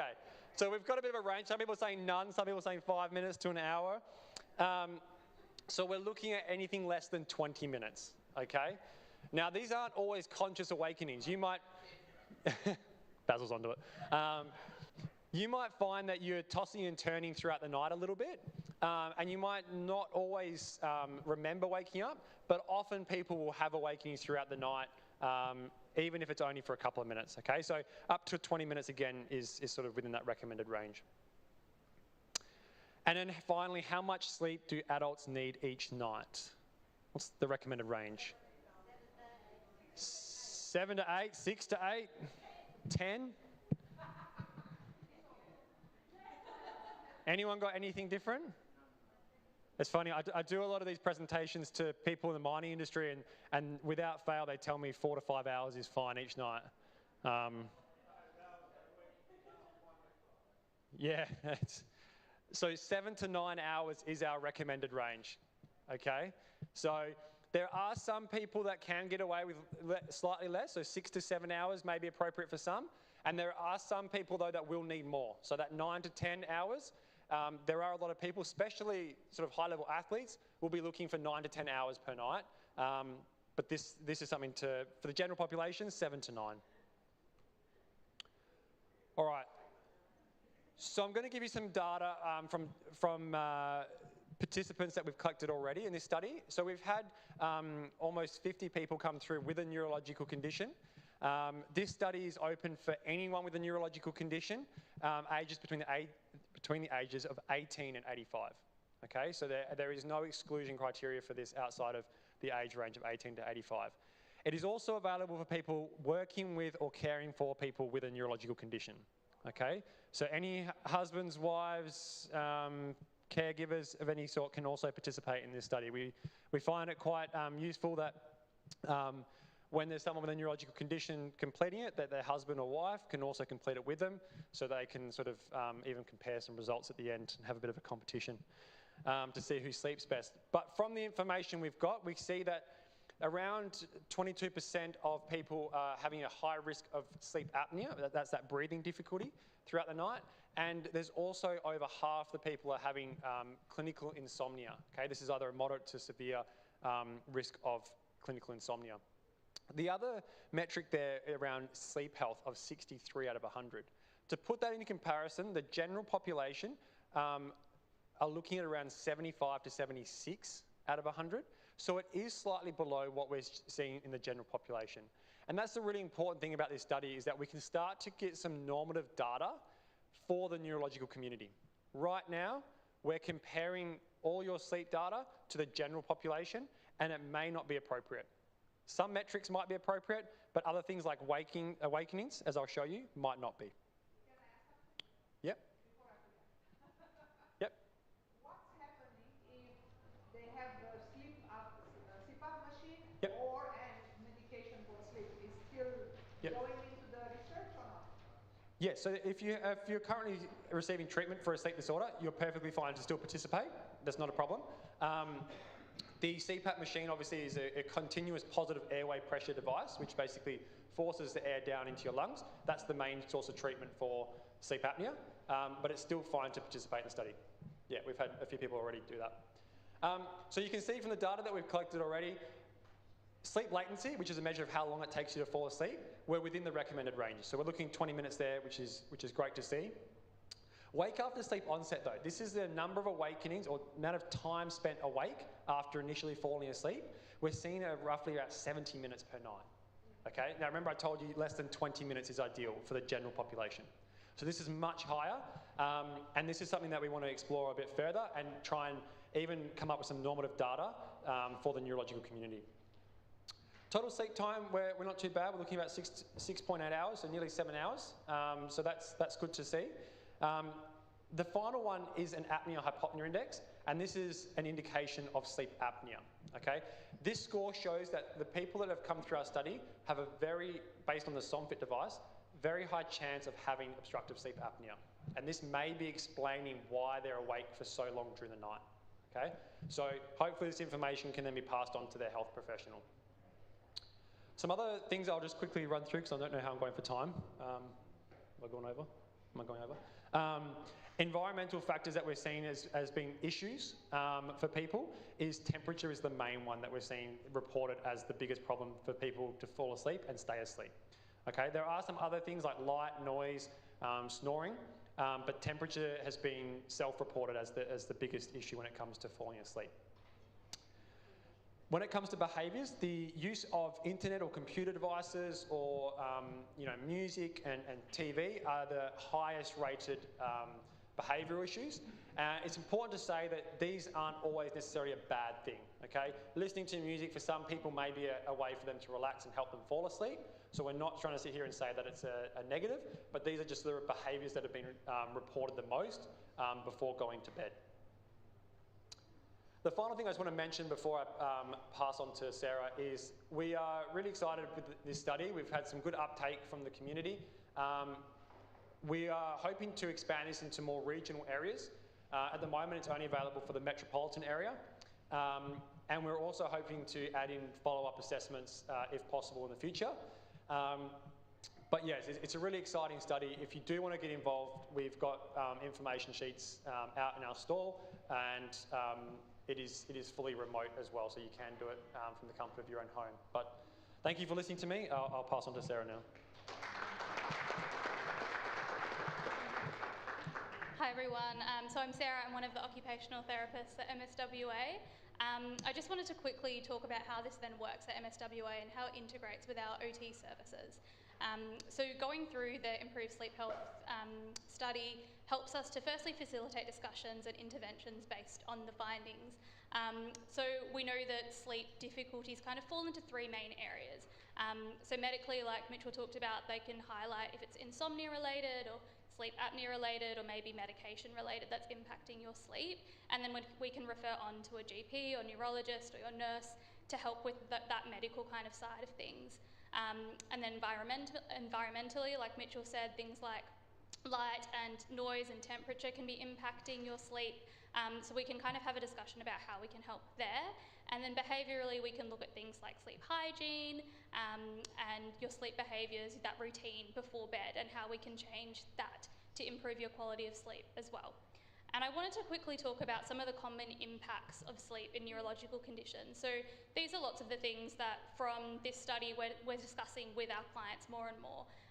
And what lots of people with neuro conditions are saying is really impacting their sleep.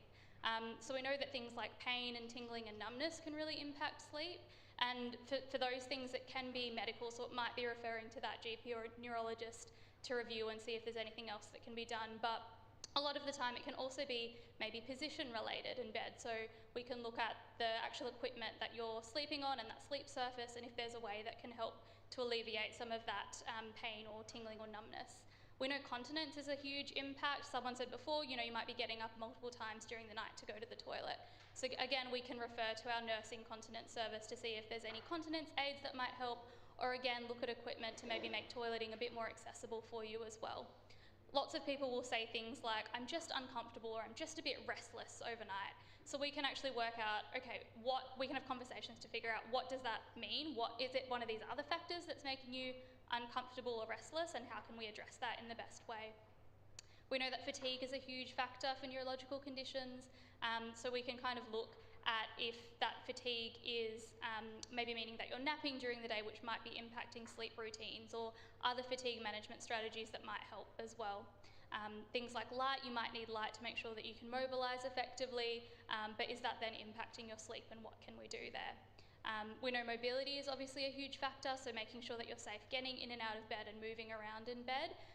Again, we can look at equipment and specific devices to help with that, which can then improve your quality of sleep because you're less uncomfortable and anxious about having to move around or get out of bed.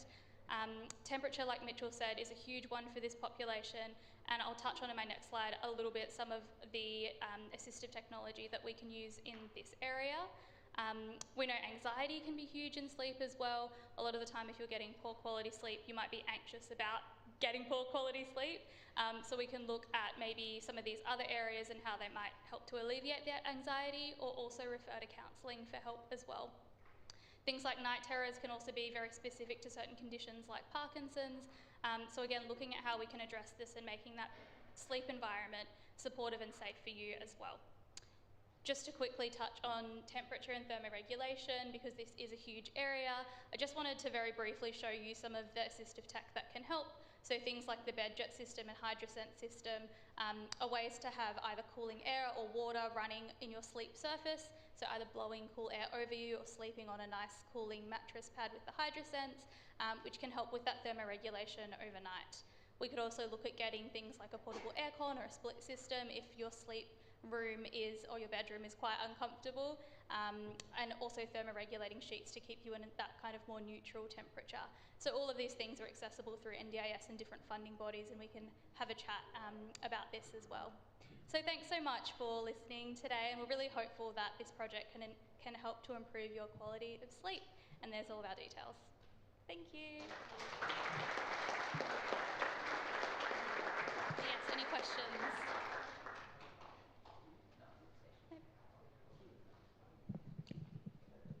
Obviously a very rested bunch, well done. Thank you, Sarah Mitchell. Not lost on me the value of sleep, having got 4 kids, one who's still 4, I don't get enough. Now I'd like to introduce you to someone from our residential team. I'd like to introduce you to Paula Kennedy, who's going to come and chat to us about the offerings we have in our residential space. Paula's come all the way up from Treendale today, so thank you, Paula, for making the journey up.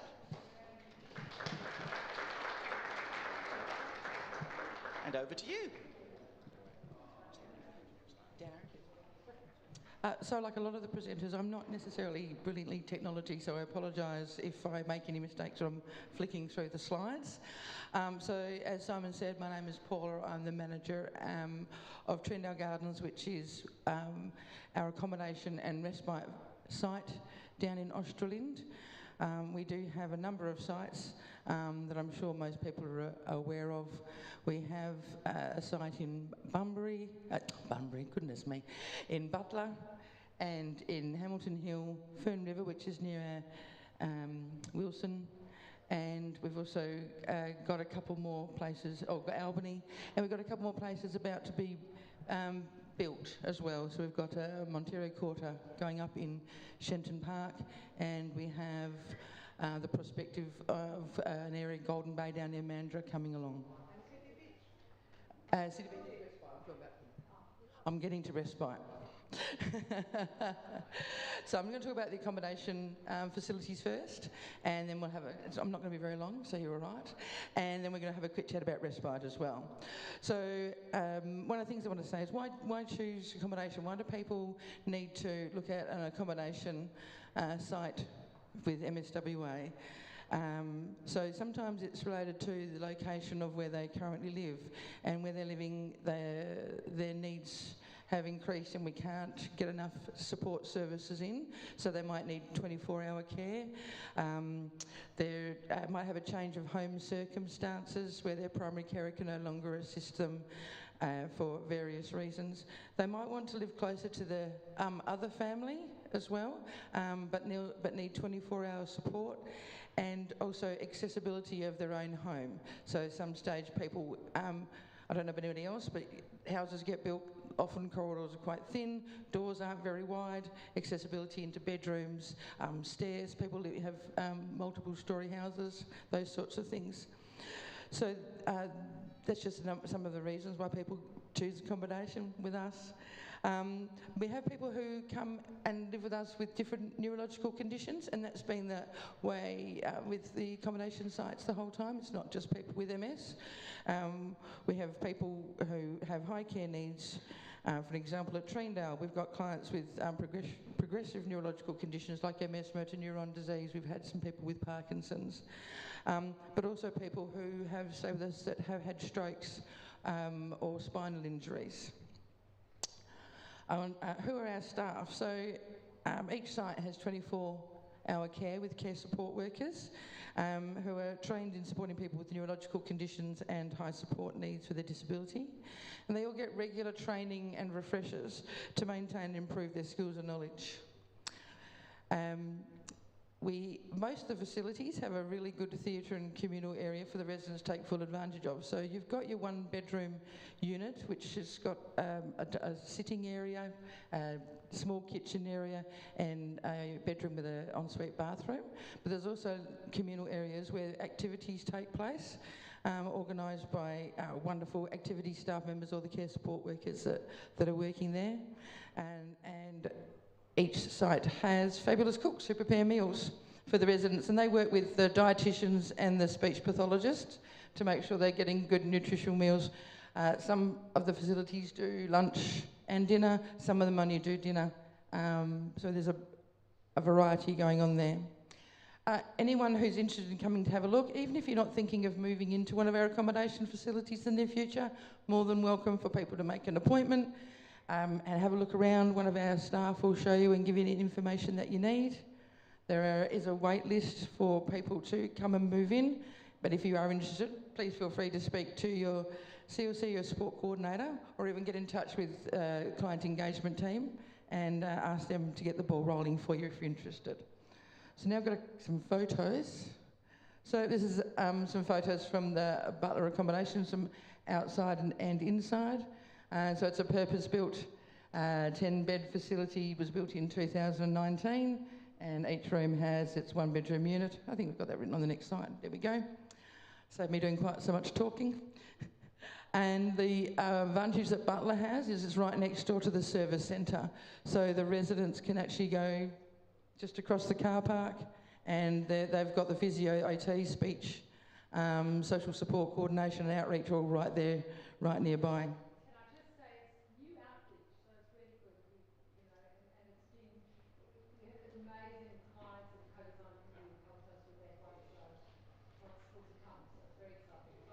Okay. No, that's fine. Yes, they have. They've just started that trial, haven't they, Millie? Just in the last month or so, with the outreach, and apparently it's going great guns.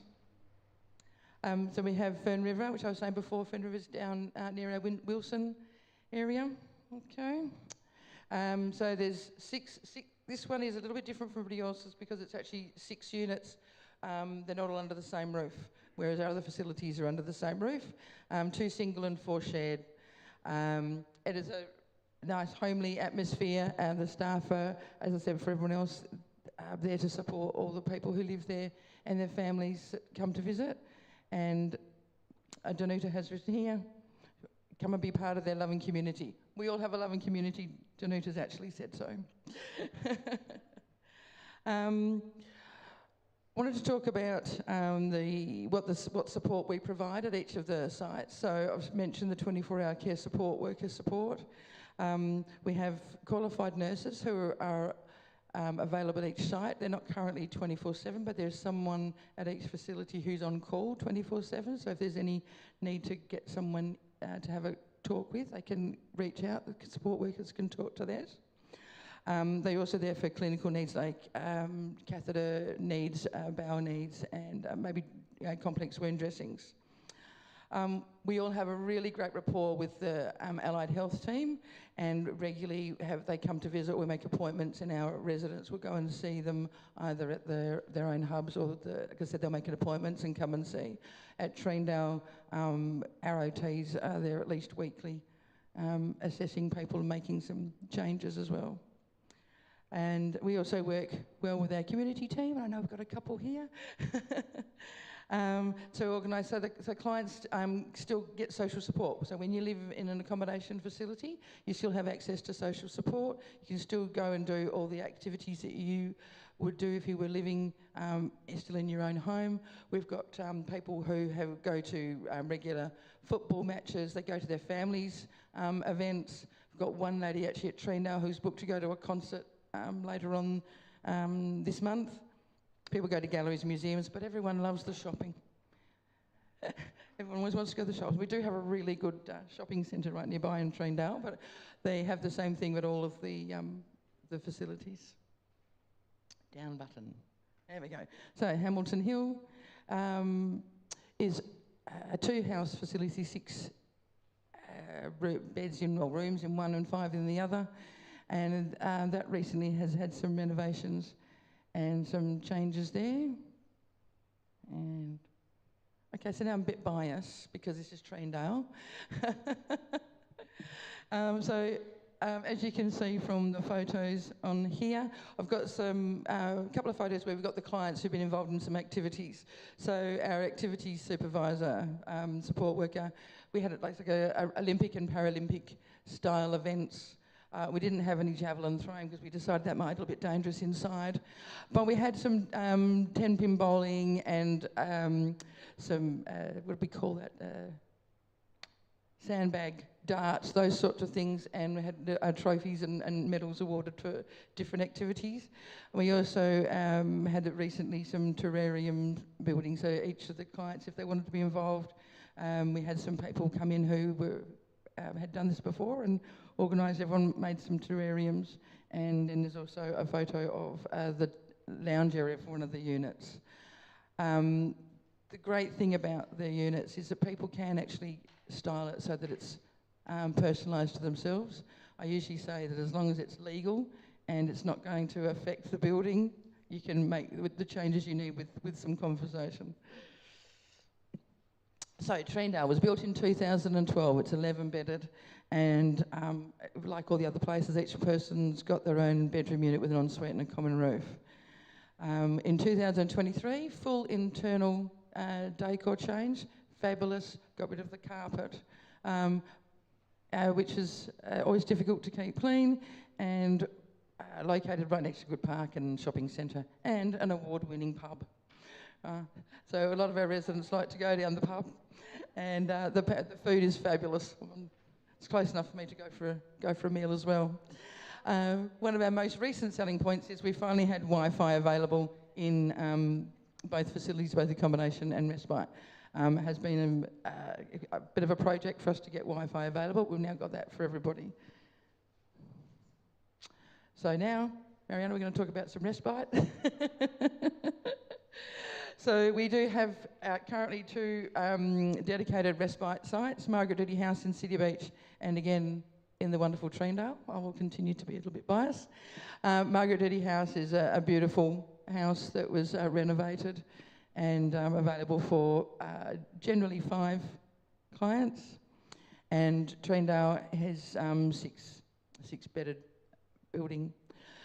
We've got, I just want to talk about why people choose respite, because not everyone sort of thinks in advance on why would I want to go to respite, do I need to go? And we do have people who have low support needs all the way through to people who need high support needs for a number of reasons.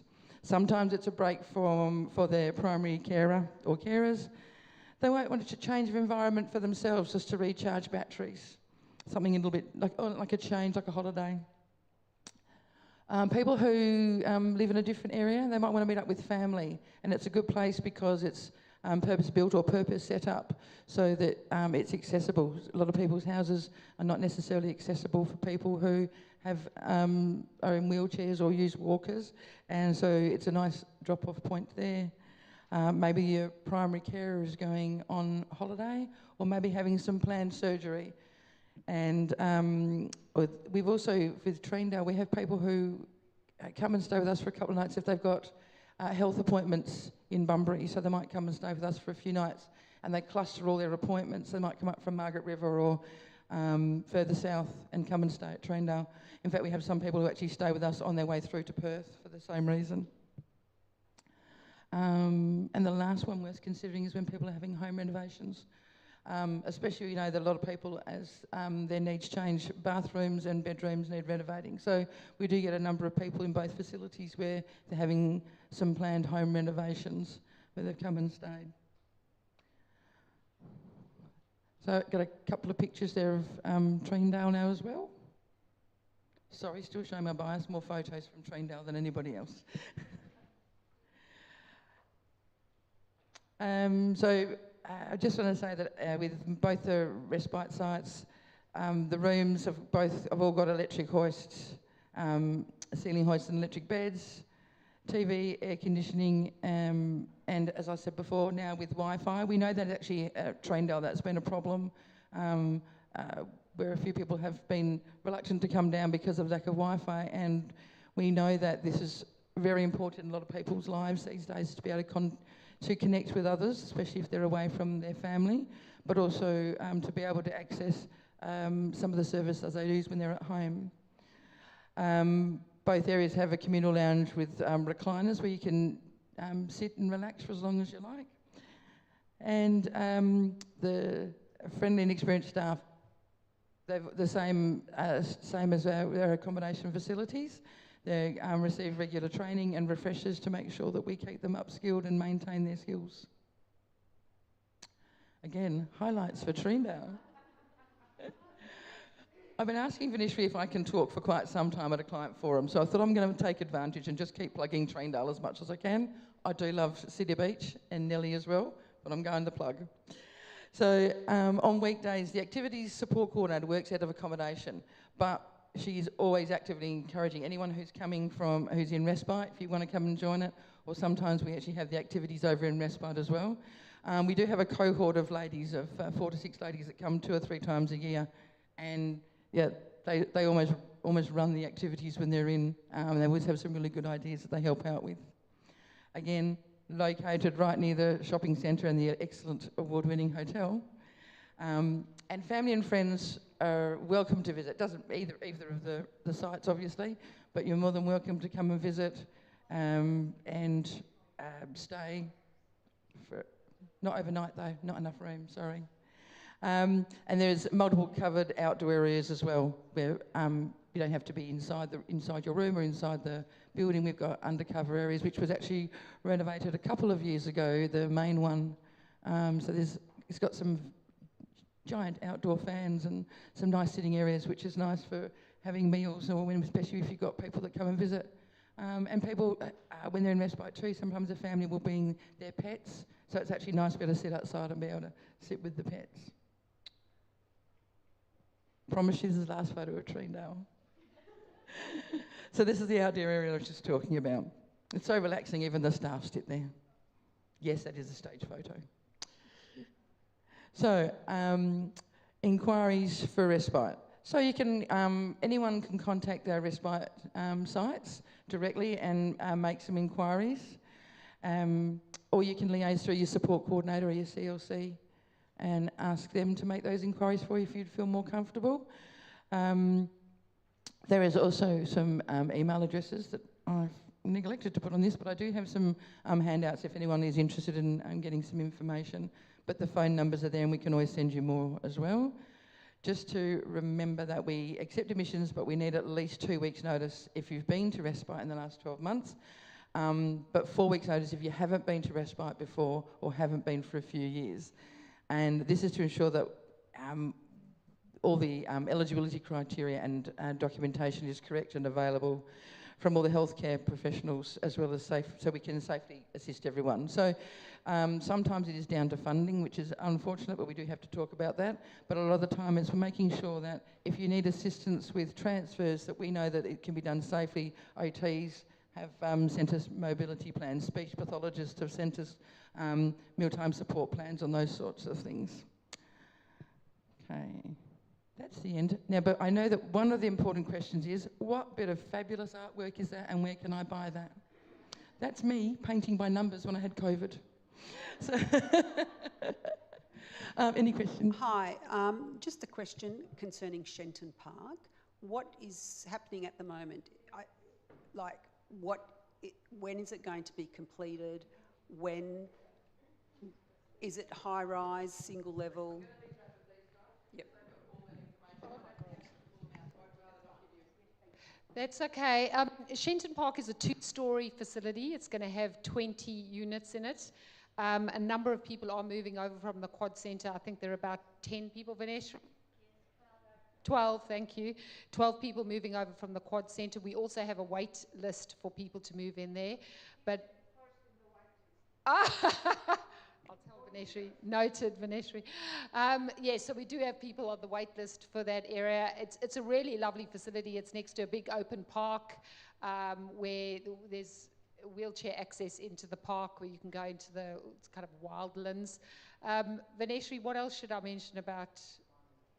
Sorry? Timing, oh yes, timing. Was that the question? I should have listened more carefully.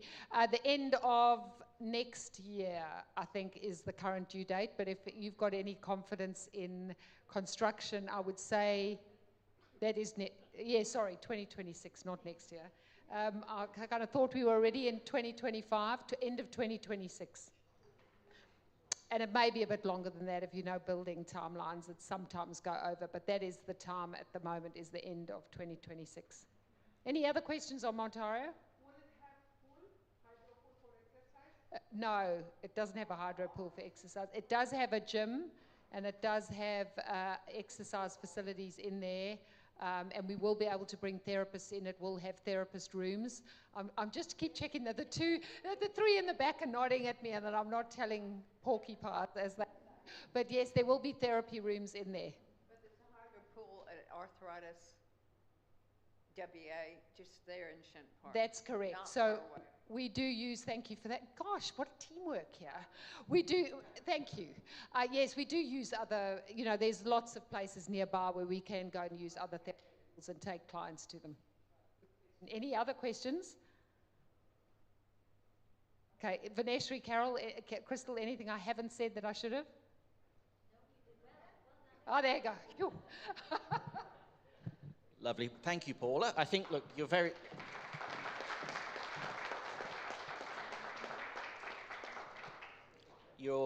entitled to be biased about Trindale. You and the team do an amazing job down there, so thank you. And that's true across all of our sites. There's amazing teams doing amazing work. Thank you. We have to leave taxis. No worries. Thank you, and thank you for coming. One of the things that kind of I was reflecting on there is what I do quite like, well, not I do quite like, what I do like about the whole process is it's a house, it's your home, decorate it, that's, Paula was very clear about that, and it isn't a facility, it's your home. Now, next up, our second last session for the day, I'd like to invite Professor Jenny Rogers to the stage, and assistant, apologies. So Jenny is here to talk to us today. And I am going to leave that as a nice surprise for you.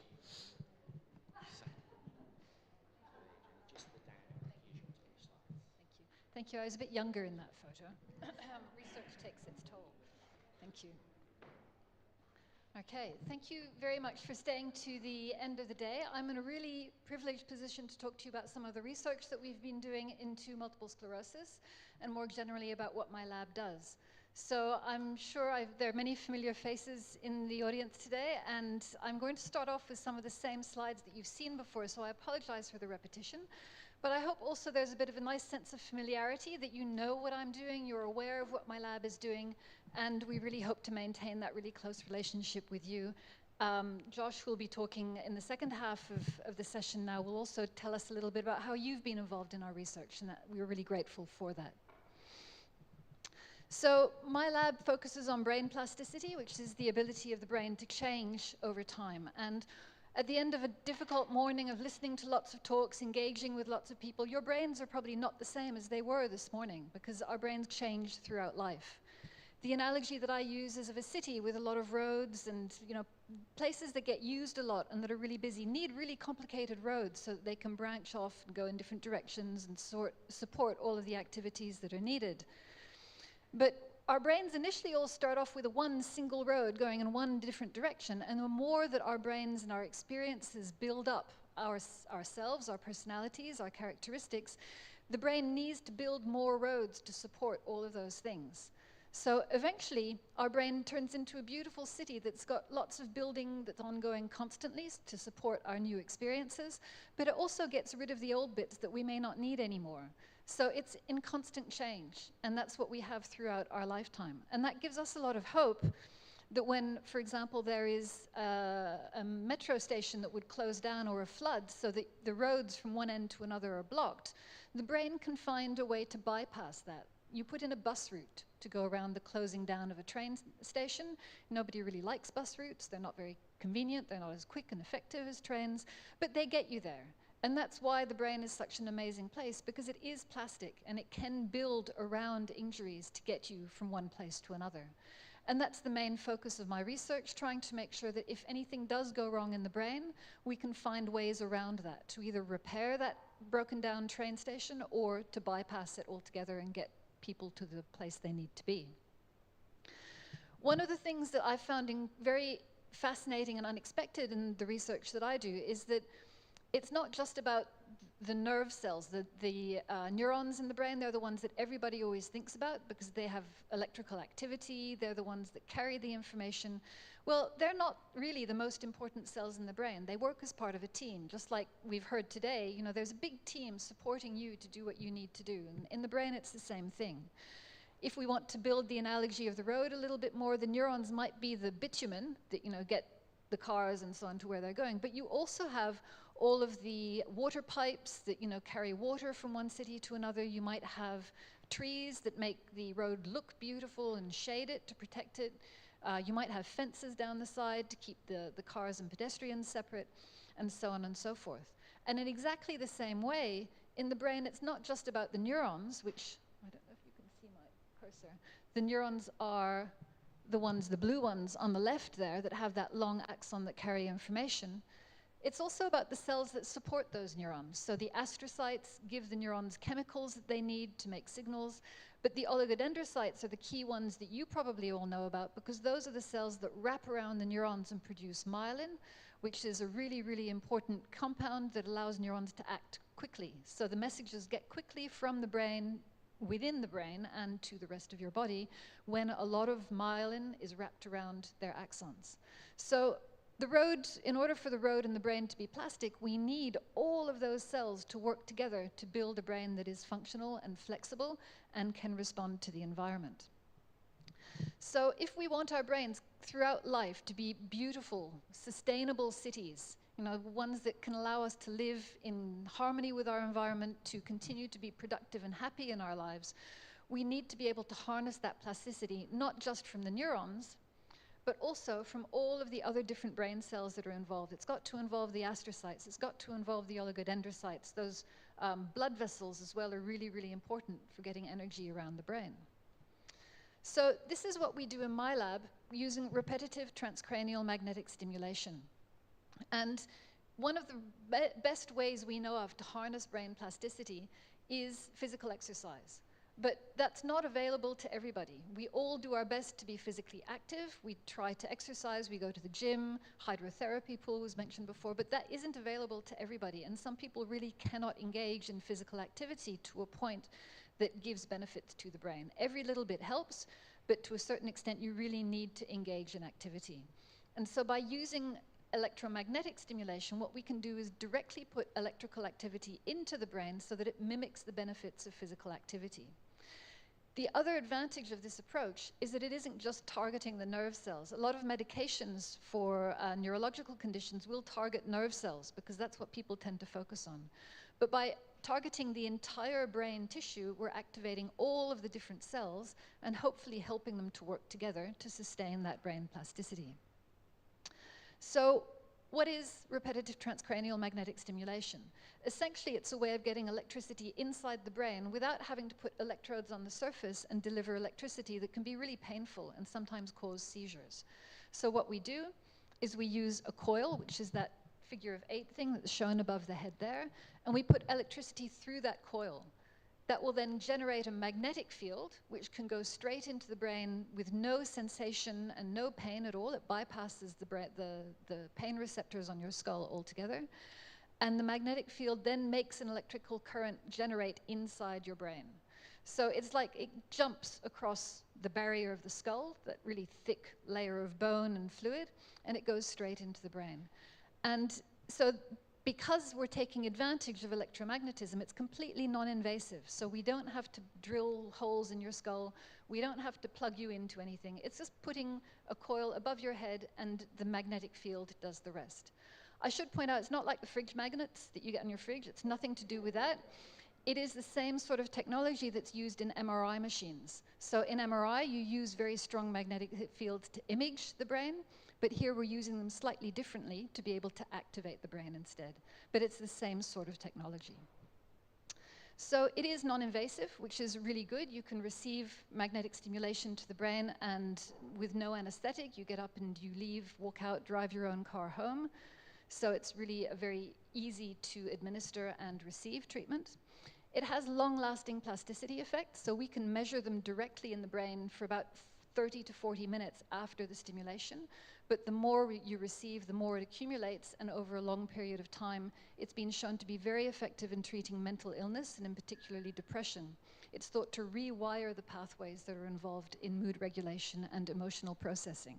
So those long-lasting effects of RTMS, or transcranial magnetic stimulation, are known to be really, really powerful already in some conditions. It is FDA approved for depression in America. It's been approved for about 20 years. And just in 2021, it's now on the Medicare rebate schedule, but only for treating depression. So we know that this is a really safe and effective treatment for depression. But what we don't know is what other conditions it can be used for. So I'm going to hand over to Josh at this point to tell you about some of his research, which is looking more into the MS space. So Josh is a PhD student in my lab. He's in his first year. And he's doing some really exciting projects that I'm very proud of him.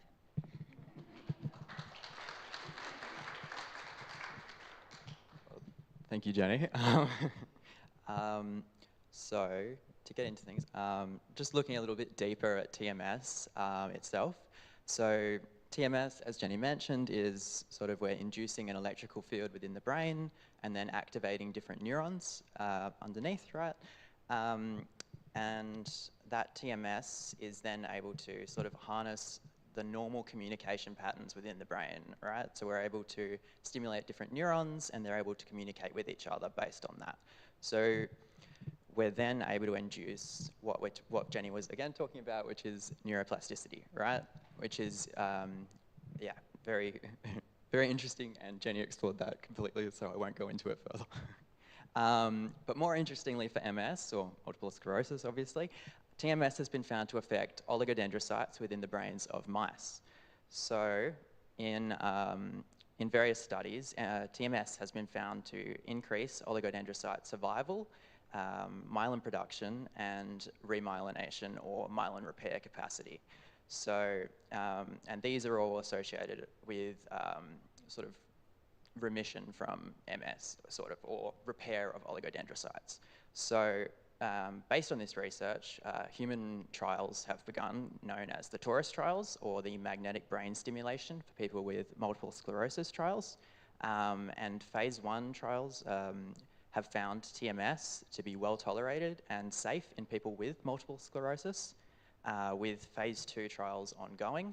And these phase 2 trials should be able to tell us whether TMS will be effective in people with MS, or within perhaps you in the audience, hopefully, which you may have participated in this trial as well. But there's still a lot we don't know about TMS and oligodendrocytes. For instance, the main sort of question of my PhD is around how TMS produces these different effects that are beneficial in oligodendrocytes.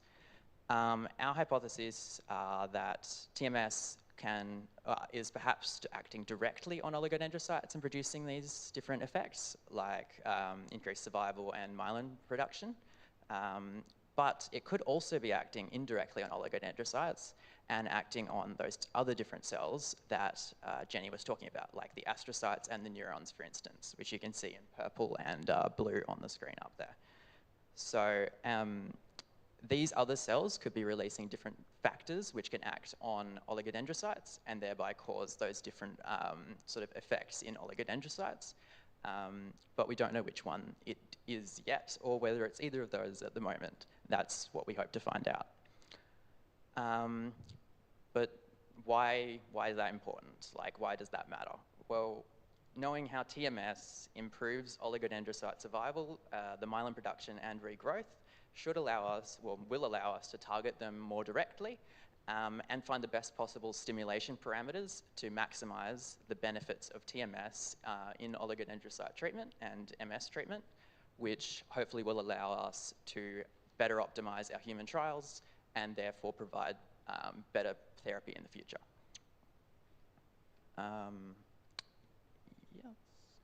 And in May this year, we held a community conversation around the sort of the opinion, yes, and Basil in the front here was in that as well, around the question of how people felt about using TMS as a treatment for multiple sclerosis. And just, there's a couple of findings, sort of key quotes that we got and findings from that just on the screen that popped up. But overall, we found that sort of the attendees thought TMS was, had great potential in MS treatment, and also that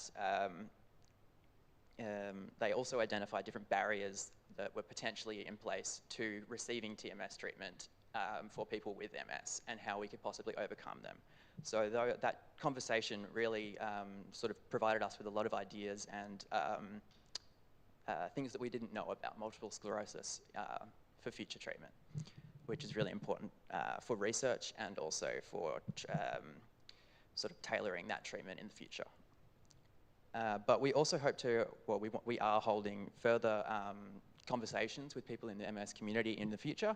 And if you'd like to participate in them, feel free to come up and chat sometime today or scan the QR code. But yeah, thank you, guys. Cheers.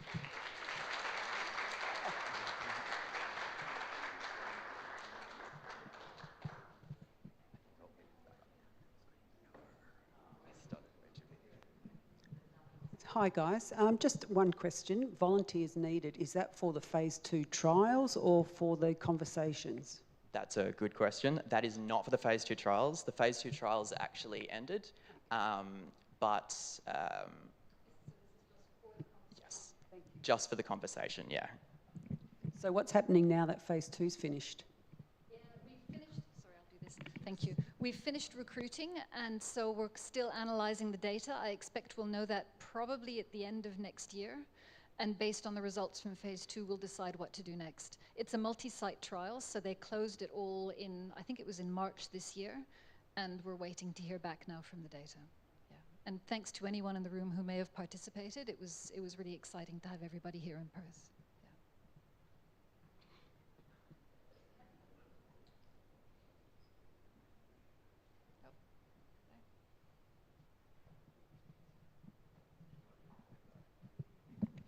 Do you think anyone will get any benefit from this treatment if they have a severe tremor? That's a really good question. TMS is actually used in some cases to treat Parkinson's tremor, but the effects so far have been quite temporary. So you only get benefits from TMS that last for less than a day. It's generally during the treatment and a little bit after. But there are no long-term studies in MS on tremor that I know of. So potentially yes, but that's an area of research. Thank you.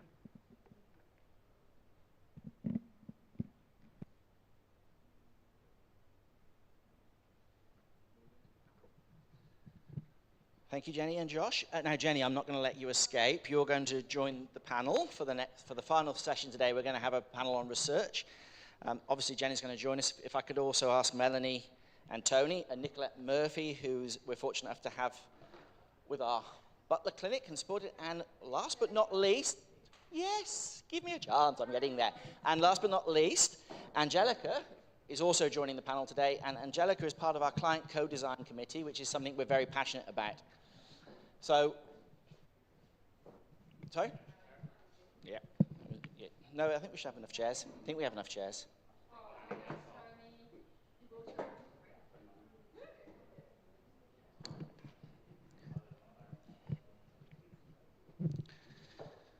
So sorry, Julia, apologies. So while we sort of get the stage set up, we're going to invite you to ask some questions. We've also got some questions from online, which I can facilitate as well, but have a little think about your questions.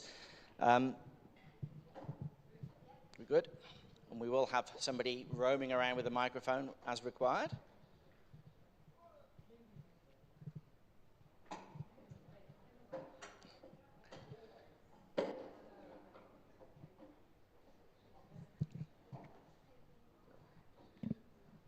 Lovely.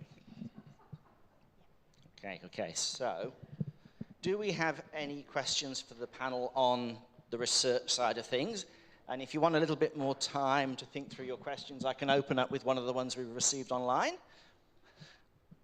And I guess, okay, look, let's start with an online question. So one of the questions we've received online is, could you talk to us about the importance of early detection and diagnosis?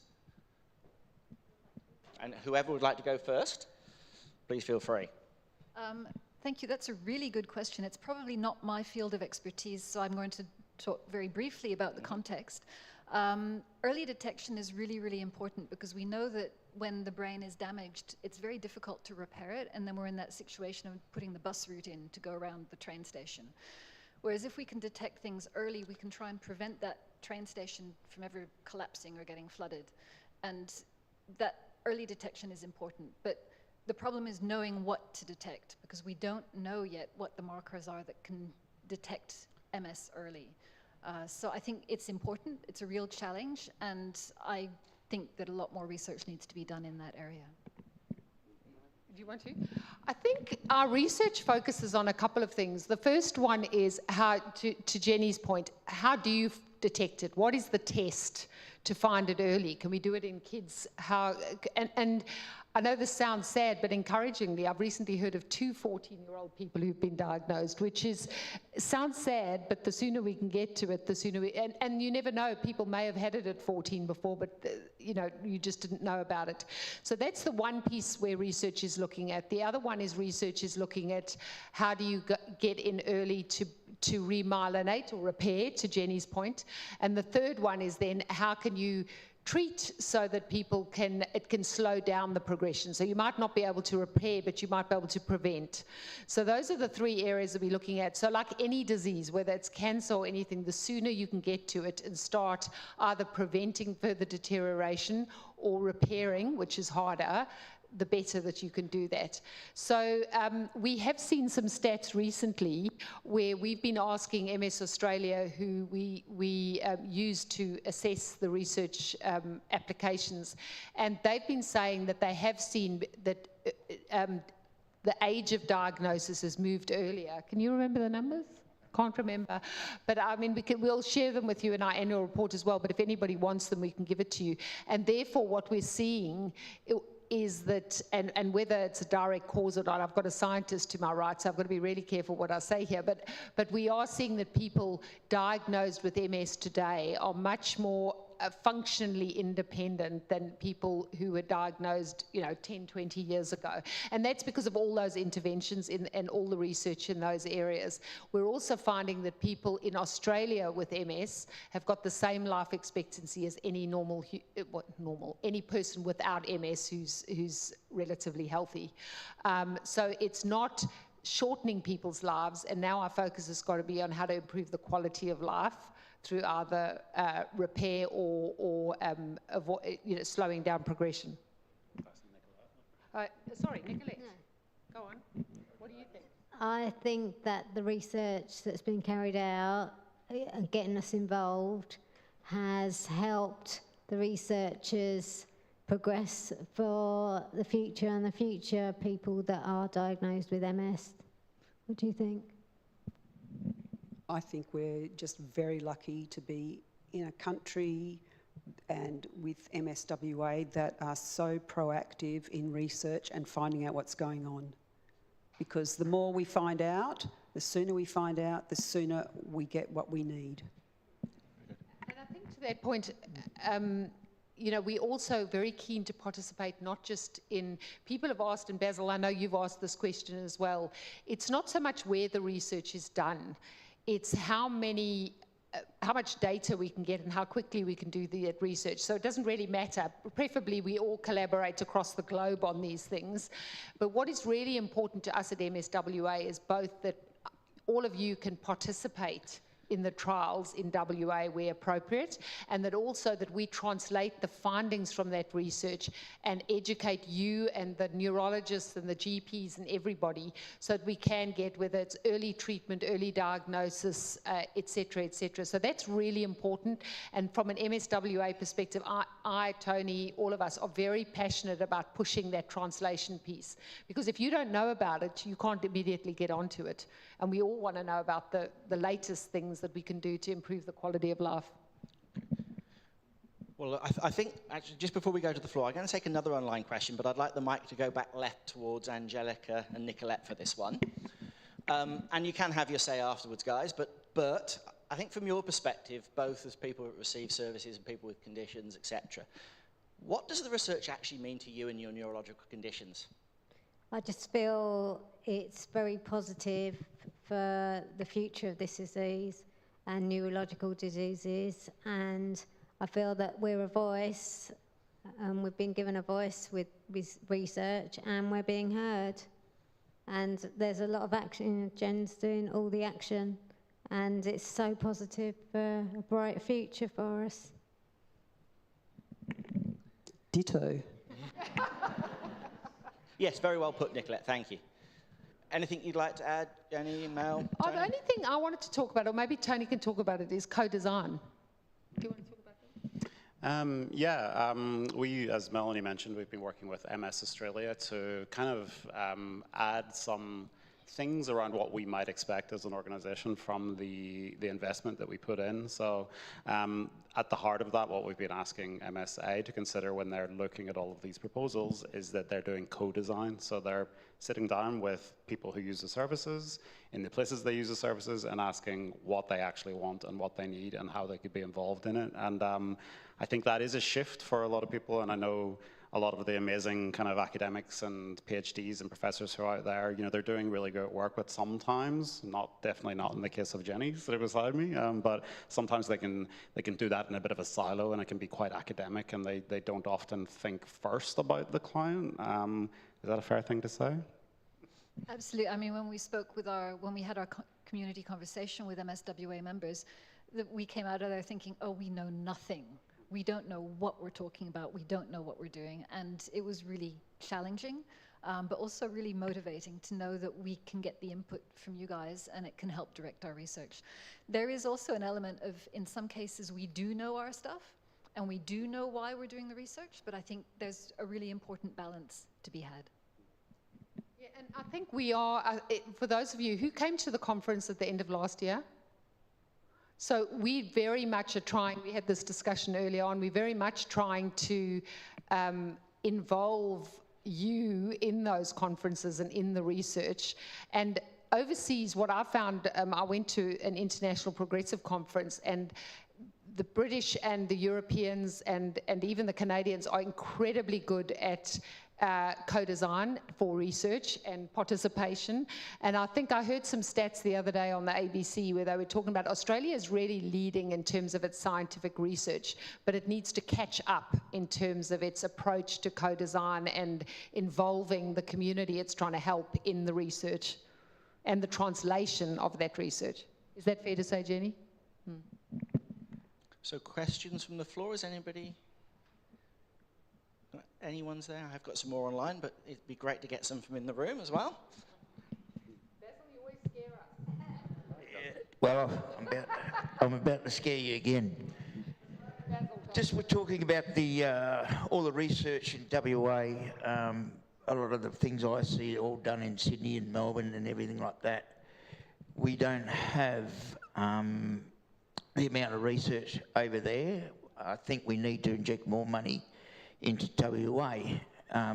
Like at the end of the year, the spin research programs will probably finish because MSWA pulled their money out of that.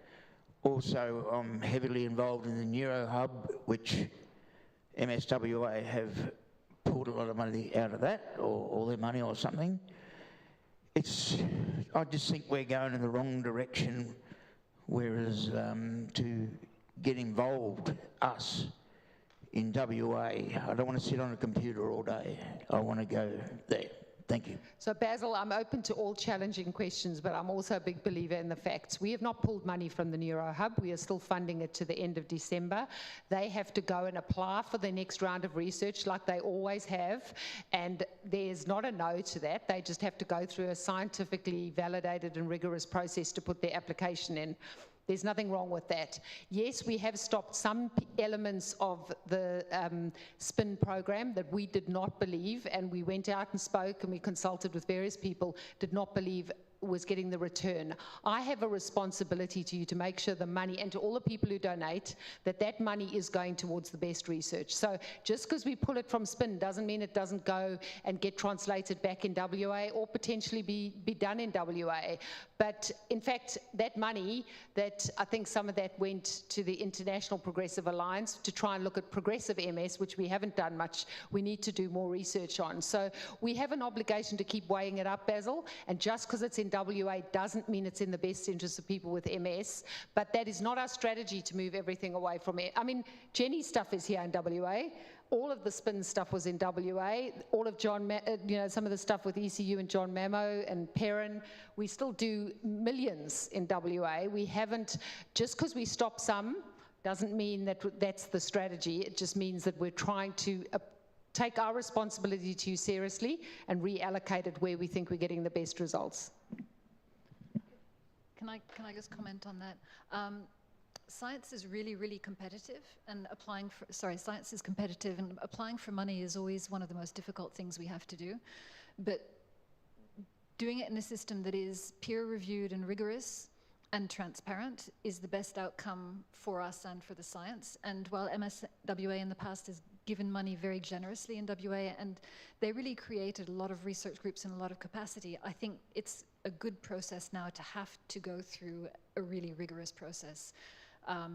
It's a pain in the neck, and I hate writing those applications. But the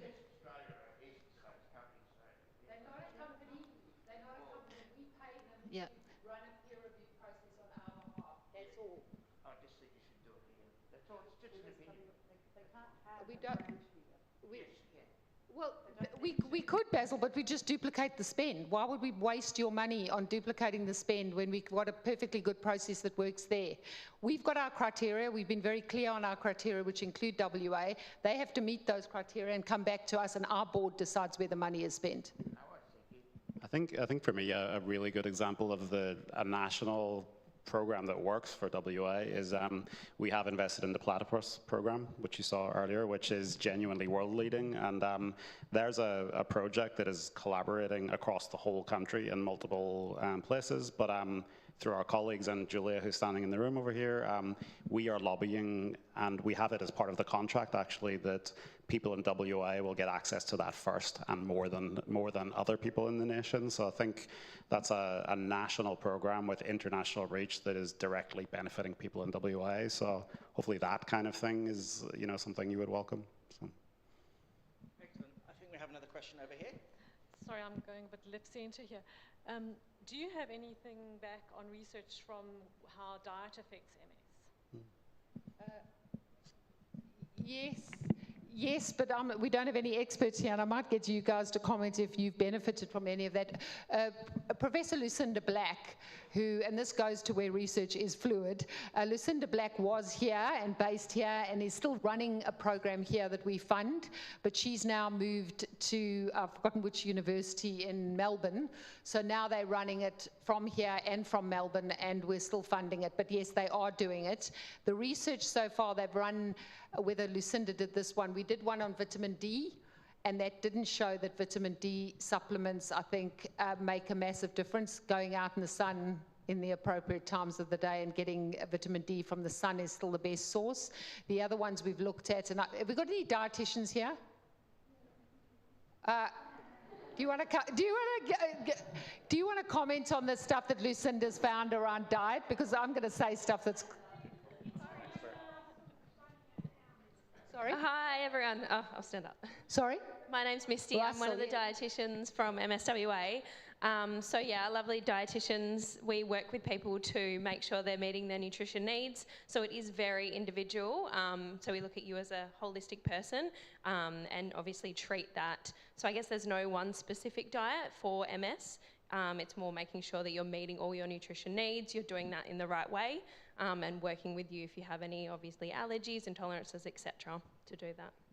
But I think is it fair to say there's no evidence at the moment through all the research to say excluding any food group can help with MS? Yeah, that's correct. Yeah, not enough research at the moment. I know a lot of the common fad diets, kind of the Walls, George Jelinek, etc.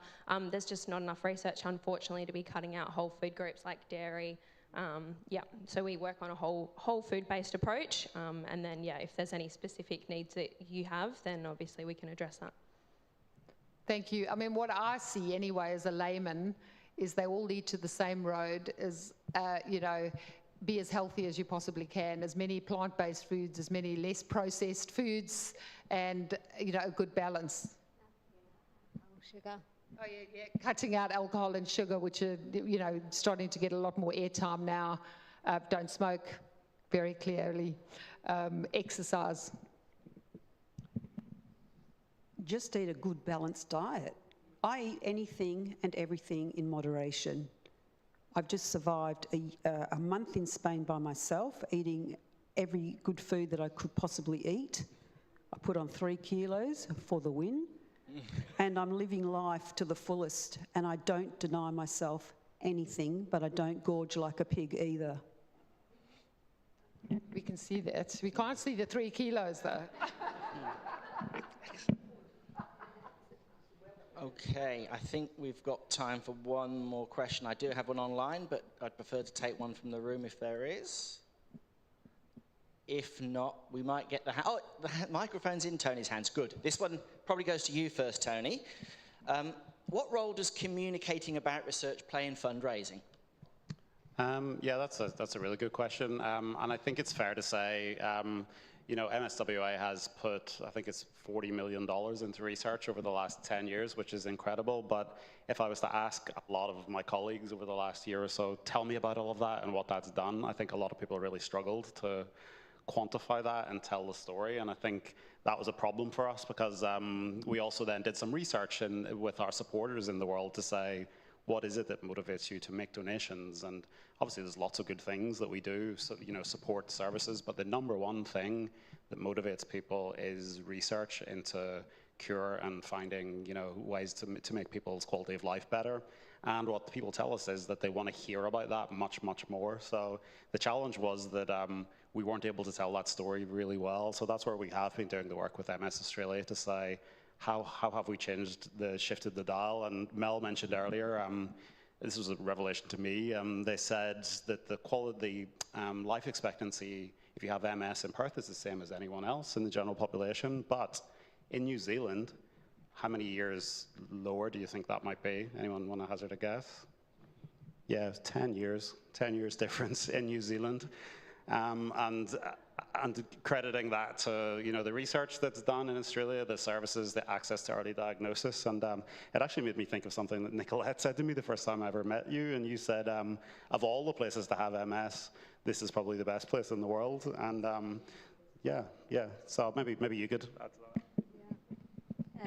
I'm a London girl, and I just know that I wouldn't receive half as much as I get through MSWA and MS Australia and all the research, all the facilities, just everything what MSWA are about. It's just nice to be a part of that family.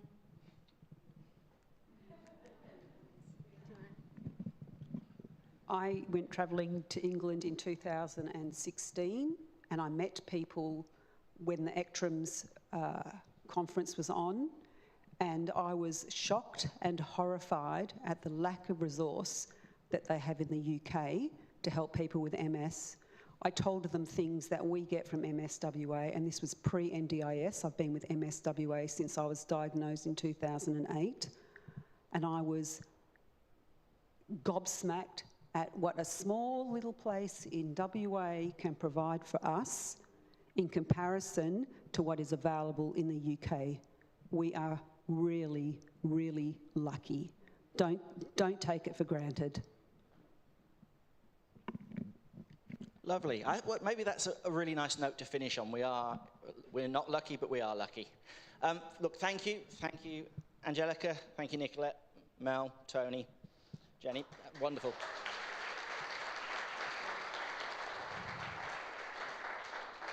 So you're not quite escaping yet, but very soon you guys can go. Yeah, I'll let you guys go. Obviously, I found it a really interesting day. As I think I said to somebody over lunch, this is my second one, and I always walk away feeling about 1,000% more knowledgeable than when I arrived. So I hope you've enjoyed it as much as I have today. Marianne, I think you have a couple of thank yous that you'd like to run through. Yes, thank you, Simon, and thank you for emceeing in particular. Can we give Simon a quick round of applause, please? And I think we limited it to one dad joke, so well done. I do have some key people to thank, so I am going to ask the working group for the client forum to come up on stage and take a quick bow. So that is Trish, Jenny, Sarah, Peter, and unfortunately Blake couldn't be here, but if we could give them a quick, okay, stand up guys and just give them a quick round of applause. And Dee as well. Thank you, everyone.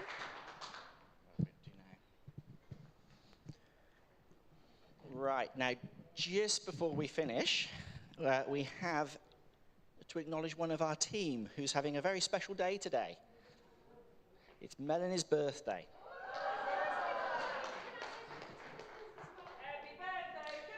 That's my job. I'm going to come and stand next to you. It's Crystal's as well. Crystal, you can't. Crystal Wade. Right, I'm going to come and sit next to you and we can start the singing together. So are we all ready then? 1, 2, 3. Happy birthday to you. Happy birthday to you. Happy birthday, dear Melanie and Crystal. Happy birthday to you. Hey!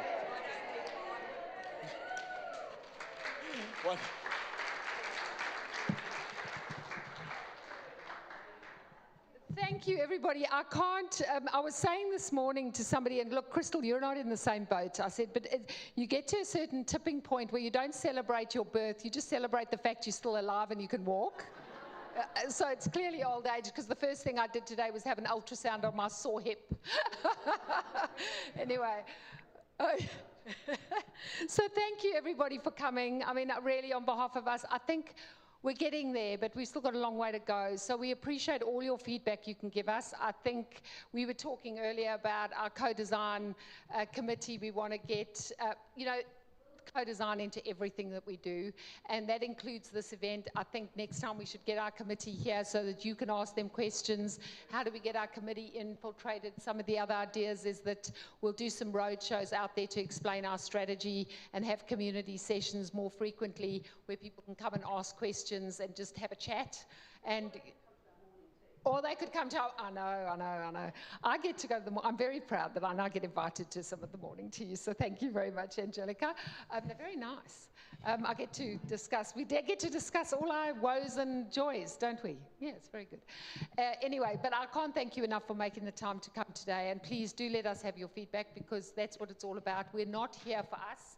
You know, we're a society set up by people with neurological conditions for people. So we want to help you to help each other and to become a community. So, for that, we need to get better, we need feedback. So. Thank you. Okay, So thank you. On that note, here is a QR code to provide some feedback on today. If you need any assistance with that, tap anyone with a red shirt on the shoulder and they can give you some assistance. They're up the back there today on the way out. Thank you again. It's been a great day. I really appreciate you coming, and we hope to see you next year. So yes, please, I'll leave that up there. But away we go. Thank you.